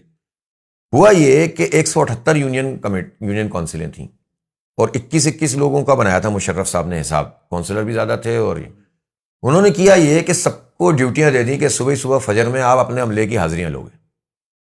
اچھا فجر میں حاضریاں لینا شروع کی تو جھاڑو لگنا شروع ہو گئی, جھاڑو لگنا شروع ہوئی تو صفائی ہونا شروع ہو گئی. پھر انہوں نے ایک اور استادی کی جھاڑو لگانے والوں نے, وہ صبح جھاڑو لگائی اور نکل گئے. پھر انہوں نے کیا کہ 11 بجے دوبارہ سے حاضریاں لینا شروع کر دیں. تو 2 حاضریاں ہوں گی تو تمہارا پیسے ملیں گے, ورنہ تمہاری کٹوتی ہوگی. تو پہلے یعنی تقریباً 15 سے 20 دن کے اندر فرق واقع ہونا شروع ہو گیا, صفائی نظر آنا شروع ہوئی. پھر کیا ہوا, پھر یہ ہوا کہ یہ کچرا جمع ہوتا ہے خاص جگہ پہ لا کر, ہر یو سی میں ہوتا ہے, پھر وہاں سے اسٹیشنز بنے ہوئے ہوتے ہیں گاربیج کے, وہاں جاتا ہے, پھر وہاں سے لینڈ فل سائٹ پہ جاتا ہے. اب اس کے لیے گاڑیاں چاہیے, پیٹرول چاہیے. پتہ چلا ڈیزل کی پرچیاں چل رہی ہیں اور گاڑیاں کھڑی ہوئی ہیں اینٹوں پر. بالکل مشہور اسپیچ ہے. بالکل. اور ابھی بھی یہی حالت ہے, میں آپ کو بتا رہا ہوں. تو یہ تو ہم کر دیں گے انشاءاللہ, ان کو اینٹوں سے نکال کے ٹائروں میں لگا دیں گے, ان کو چلانا شروع کریں گے, اور جو پرچیاں بن رہی ہیں ان میں پیٹرول ڈلنا شروع ہو جائے گا. آپ فرق محسوس کریں گے. مجھے پتا ہے بہت بڑا چیلنج ہے, اب شہر ویسا شہر نہیں رہا جو 2001 والا تھا, لیکن جب کام ہوتا ہوا دکھے گا تو انشاءاللہ پھر ہم لوگوں سے کہہ سکیں گے. ابھی تو آپ جب واز کرتے ہیں نا, صفائی نصف ایمان ہے, اپنا گھر صاف رکھو, بولتے ہیں مولوی صاحب گھر تو صاف کر دوں, میں کچرا پھینکوں گا کہاں, اور جب وہاں پھینک دوں گا تو اس کے آگے کہاں پھینکوں گا, محلہ صاف کروں گا تو نالے میں سے کیسے نکالوں گا, نالے کو صاف کروں گا تو آگے والے اسٹیشن پہ جو کچرا پڑا ہوا ہے. تو نظام کے بغیر آپ نصیحت کریں نا تو لوگ نصیحت کو بھی نصیحت نہیں سمجھتے, تو آپ کو کچھ نہ کچھ دینا پڑتا ہے تو آپ کی بات میں وزن پیدا ہوتا ہے. اچھا, کراچی میں کتے بہت ہو گئے ہیں, کیا یہ مجھے تو, میں نے تو جب بھی کسی سے پوچھا یار یہ پہلے تو KMC والے مارتے تھے کتے وتے نا, کچھ کنٹرول میں رکھتے تھے, اب تو سارا زور فیملی پلاننگ پر ہے انسانوں کو, انسانوں کو پیدا نہ ہونے دیا جائے. کتوں کا گروتھ ریشو بہت زیادہ بڑھ گیا ہے. جی, اس میں انہوں نے کیا یہ NGOs کی طرف سے پابندی ہے مارنے, یہ آپ اس سے ہٹ کے ایک سوال ہے جنرل نالج کا. اصل میں کیا ہے, مروب ذہن ہے کہ بھائی وہ مغرب کے لوگ جو ہے نا وہ کہیں گے کہ آپ کتوں کو مار دیتے ہیں. اب میں نے پچھلے دنوں کہا یار آپ بندے مر جائیں اس کے ذریعے. نہیں, اتنے بائکوں پہ لڑکے میں دیکھ چکا ہوں جو کتوں سے ٹکرا کے کسی کی ہڈی ٹوٹی ہوئی ہے, کوئی زخمی ہوا ہوا ہے, اور پاگل کتے کاٹ رہے ہیں لوگوں کو. صاف فجر کی نماز کے لیے نکلے تو ایک زندگی مشکل, اور ہمیں تو خیر اب یہ بات کہتے ہوئے بھی شرم آتی ہے, ہماری تو اتنی ایسی نسلی مرغیاں کھا گئے ہیں, 4 کتے بتائیے, ٹھیک ہے نا. خیر اب یہ اتنے بڑے بڑے مسائل میں مرغیوں کی کیا کریں, لیکن لوگ گر رہے ہیں. جی, تو نہیں اب اس میں مسئلہ کیا ہے, میں نے اس دن یہ کہا کہ بھائی ایسا نہ ہو, یہ NGOs کی طرف سے کچھ ایسا نہ ہو کہ آپ مچھر مار اسپرے کریں تو کوئی NGO کہے گا یار مچھروں کے بھی حقوق ہوتے ہیں تو آپ کیوں مار رہے ہیں ان کو. بھائی پرائرٹی ترجیح دیکھی جاتی ہے, آپ کے بچے کاٹ رہے ہیں, وہ ریبیز کا شکار ہو رہے ہیں, مر رہے ہیں, تو آپ اس کے لحاظ سے اسٹریٹجی بنائیں گے. اور آپ کو اتنا پیار ہے ان کتوں سے تو آپ اپنے کتوں کو کنٹینروں میں لیں, اور اپنے جہاں پہ بنے ہوئے ہیں سرکار کے, وہ بنے ہوئے ہوتی ہیں جگہیں جہاں پر کتوں کو لا کر ڈالا جاتا ہے, تو کرو نا یہ کام. یہ کام بھی نہیں کرتے, وہ کہتے ہیں ویکسین لگائیں گے. ارے بھائی ویکسین لگانے سے اس نے کاٹنے کی صلاحیت تھوڑی ختم ہو جائے گی, اس کا زہر ختم کر دو تم زیادہ سے زیادہ, لیکن کاٹنے کے بعد اس کا جو انفیکشن ہوتا ہے کیا وہ ہوا سے جراثیم بھی نکال لو؟ نہیں, یہ جو روڈ کے جو ایکسیڈنٹ ہو رہے ہیں یہ تو ویکسین اس کا حل نہیں ہے. اس کا ویکسین حل نہیں ہو تو سامنے آ جاتا ہے. اتنے تو کورونا کی ویکسین لوگوں کو نہیں لگی یہاں پہ, دیکھ لیجیے آپ. تو بھائی یہ جو ہے نا ان لوگوں کی بیمار ذہنیت ہے. ویسے مغرب کو خوش کرنے کے لیے یہ والے کام کرتے ہیں, لیکن جو مغرب اپنے بلدیاتی اداروں کو اختیار دیتا ہے وہ نہیں دینا چاہتے. بڑے نیو یارک اور میں نے ترکی میں ہر کتے کے گلے میں ایک پٹا دیکھا ہے, اور ایک اس کا نمبر ہوتا ہے, اور اس پہ یعنی یہ رجسٹرڈ کتا ہے, یہ گورنمنٹ کے علم میں ہے بالکل, اور ویکسین ہوتی ہے اس کی, تو نسل بھی کنٹرول میں ہے. صحیح. اور اس کتے کو گویا ایک سرٹیفکیٹ ہے کہ یہ کتا پن نہیں دکھائے گا اپنا, یعنی وہ بہت ہی کتا مہذب کتا ہے, یہ یعنی کتا ہے لیکن بہت ہی کتا ہے, بہت نہیں, بہت زیادہ کتا نہیں ہے, مہذب کتا ہے. اچھا, تو بہرحال وہ جو یہ ہے نا یہ کنٹرول ہو سکتا ہے, یہ انشاءاللہ یہ آپ نے ویسے بہت ہی اچھی توجہ دلائی ہے. یہ KMC کے کاموں میں سے بہت اہم کام ہے, اور یہ کام آسانی سے ہو سکتا ہے, اور میرے ذہن میں تو اس کی ایکسپورٹ وغیرہ کا بھی حساب ہے. کس کو, چائنا کو کھلائیں گے؟ مطلب جو بھی کھا سکتا ہو کھلا دیں گے. یہ تو جائز نہیں, گوشت تو بھی اس کا ایکسپورٹ نہیں کر سکتے. نہیں, اچھا گوشت نہیں کر سکتے, کتا تو کر سکتے ہیں نا. مولوی صاحب, مفتی صاحب دیکھیں ہیلے والے فتوے تو آپ کے پاس ویسے پہلے سے موجود ہیں, میں نکلوا لوں گا. نہیں دیکھیں, نہ مسلمان حرام کھا سکتا ہے نہ کھلا سکتا ہے. یہ میں مذاق کی بات کر رہا تھا. ویسے کتے آپ جہاں چاہے بھیج دیں, یہ تو میں مذاق کی بات کر رہا تھا. وہ لیں گے بھی نہیں, اتنے نیک نہیں ہے وہ کہ آپ سے کتے خریدنا شروع کریں. لیکن یہ کرنا ہے, اس کو کرنا ہے بھائی. بہت بہت بڑا نقصان ہو رہا ہے, اور مارنا پڑا تو ماریں گے, کوئی ایسا مسئلہ نہیں ہے, آپ پریشان نہ ہو اس میں. دیکھیں ہمارے کتنے ذخائر ہیں, گیس تو ہماری اپنی ہے نا. جی بالکل. یعنی ہمارے ملک میں ہم تو بچپن میں سنتے تھے کہ 200 سال کے ذخائر دریافت ہو چکے ہیں, کہ 24 گھنٹے بھی پورا ملک گیس استعمال کریں نا 200 سال تک تو ختم ہونے والی ہے ہی نہیں ہے. بالکل. اور اب گیس کی لوڈ شیڈنگ شروع ہو گئی ہے. اس میں کیا, سردیوں میں جب پانی گرم ہونے کی ضرورت ہے تو چولہا نہیں چل رہا ہوتا. جی بالکل. دوپہر کو چل رہا ہوتا ہے چولہا. جی. تو یہ کیا یہ ہوا کیا ہے؟ ہوا یہ ہے کہ اس کی ایک ریزن ہے. اب دیکھیں سندھ میں 71% گیس نکلتی ہے, پہلے زیادہ بلوچستان سے نکلتی تھی, اب پاکستان کی جو 71% گیس ہے سندھ سے نکلتی ہے. ہمارے آئین میں ایک آرٹیکل ہے 158, اس میں لکھا ہوا ہے کہ جس صوبے میں گیس نکلتی ہے, چلو میں ابھی باقیوں کی بات نہیں کرتا, اپنے صوبے کی کرتا ہوں, اس کو ترجیح دی جائے گی اس کی ضروریات کو. تو انڈسٹری والے بھی روتے رہتے ہیں اور ڈومیسٹک بھی روتے رہتے ہیں کہ ظاہر نہیں. اور اس وقت بھی واقعی یہی صورتحال ہے کہ آپ رات کو اگر دیر سے گھر پہنچیں تو آپ کو جو ہے وہ کھانا چولہے پہ گرم نہیں ہو سکتا, اور آپ کو نہیں ملے گا, آپ صبح کا انتظار کیجیے. اور بعض جگہوں پہ تو صبح بھی جا رہی ہے, لوڈ شیڈنگ ہو رہی ہے. حالانکہ یہ گیس کا مسئلہ نہیں ہوتا تھا. دیکھیں اتنا عرصہ گزر گیا ہے. جو ایکسپلوریشن کہتے ہیں نا گیس کو, ایک تو اس کی ٹیسٹنگ کرنا اور اس کے بعد گیس نکالنا, بلاکس کہلاتے ہیں یہ بہت سارے بلاکس آئیڈینٹیفائڈ ہیں سندھ میں بھی, بلوچستان میں بھی اور ایون کے پی میں بھی, لیکن پچھلے 8-10 سال سے اس پر کام نہیں کر رہے. اب مجھے نہیں سمجھ میں آ رہا کہ کیوں نہیں کر رہے, کس کے کہنے پہ نہیں کر رہے. اصل میں دیکھیں ہمارے اوپر پتہ نہیں کون کون سی چیزیں لاگو کر دی جاتی ہیں. جب یہ IMF اور ورلڈ بینک آتے ہیں تو اکیلے نہیں آتے, قرضے تو پکڑے ہیں ان لوگوں نے, بڑے بڑے لوگوں نے, مصیبت میں ہمیں ڈال دیا ہے, اور ان کی باتیں مانتے ہوئے آپ کو بہت سارے کام سے روک دیتے ہیں. یہ مجھے نہیں پتا کہ IMF کی شرط میں ہے کہ نہیں ہے, لیکن ایکسپلوریشن اگر یہ کرنا چاہیں تو آج کا یہ مسئلہ 3-4 سال بعد حل ہو سکتا ہے, 5 سال بعد حل ہو سکتا ہے, 10 سال بعد ہم بہت بہتر ہو سکتے ہیں. یہ بات بالکل غلط ہے کہ گیس کے ذخائر ہمارے یہاں سے ختم ہو گئے, یہ جھوٹ بول رہے ہیں. یہ ذخائر کو نکال ہی نہیں رہے, تو جو آئیڈینٹیفائڈ بلاکس ہیں آپ نکالنا تو شروع کریں. اور اس کے بعد دوسری بات یہ ہے کہ پھر آپ نے بہت ساری چیزوں میں LNG کی طرف آپ گئے تو وقت پر آپ نے امپورٹ نہیں کی. پچھلی حکومت نے بھی یہ حرکت کی تھی, انہوں نے کی تو مہنگی بھی پڑتی ہے. اب تو یہ کہتے ہیں ہمارے پاس پیسے ہی نہیں ہیں.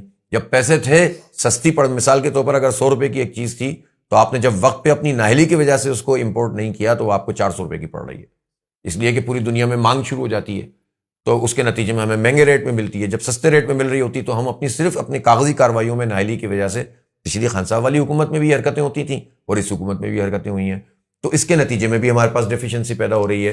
تو نااہلی کا شاہکار ہیں الحمدللہ. ہم ہوئے, تم ہوئے کہ میر ہوئے کہ زلفوں کے سب اسیر ہوئے, سارے ہی ایک جیسے ہیں. تو میں اتنی تفصیل میں نہیں جاتا کہ کہاں پر سب ایک جیسے ہیں, تو اس لیے میرے خیال ہے آج کی بات اتنا ہی رہنے دیں. کا تذکرہ تو کر دیا اور زلفوں کا کر دیا. بس آپ سے عرض یہی ہے کہ آپ ہمارے ان سارے پروجیکٹس میں جو ہم کراچی کا لائحہ عمل لے کر چل رہے ہیں, اس میں وہ بھی ہے کہ جو میئر بننے کے بعد کے ہیں, لیکن وہ بھی ہے جو سماجی ایجنڈے کے تحت, تعلیمی ایجنڈے کے تحت. تو آپ کی آواز ایک طاقتور آواز ہے. آپ ہمارے ان سارے خیر کے کاموں میں شرکت بھی فرمائیے, سرپرستی بھی فرمائیے, آواز بھی ہماری بنیے, اور لوگوں کو بھی کہیں کہ یار ووٹ ڈالنے جاؤ تو انسان بن کر سیدھا ترازو پہ ووٹ ڈال دینا.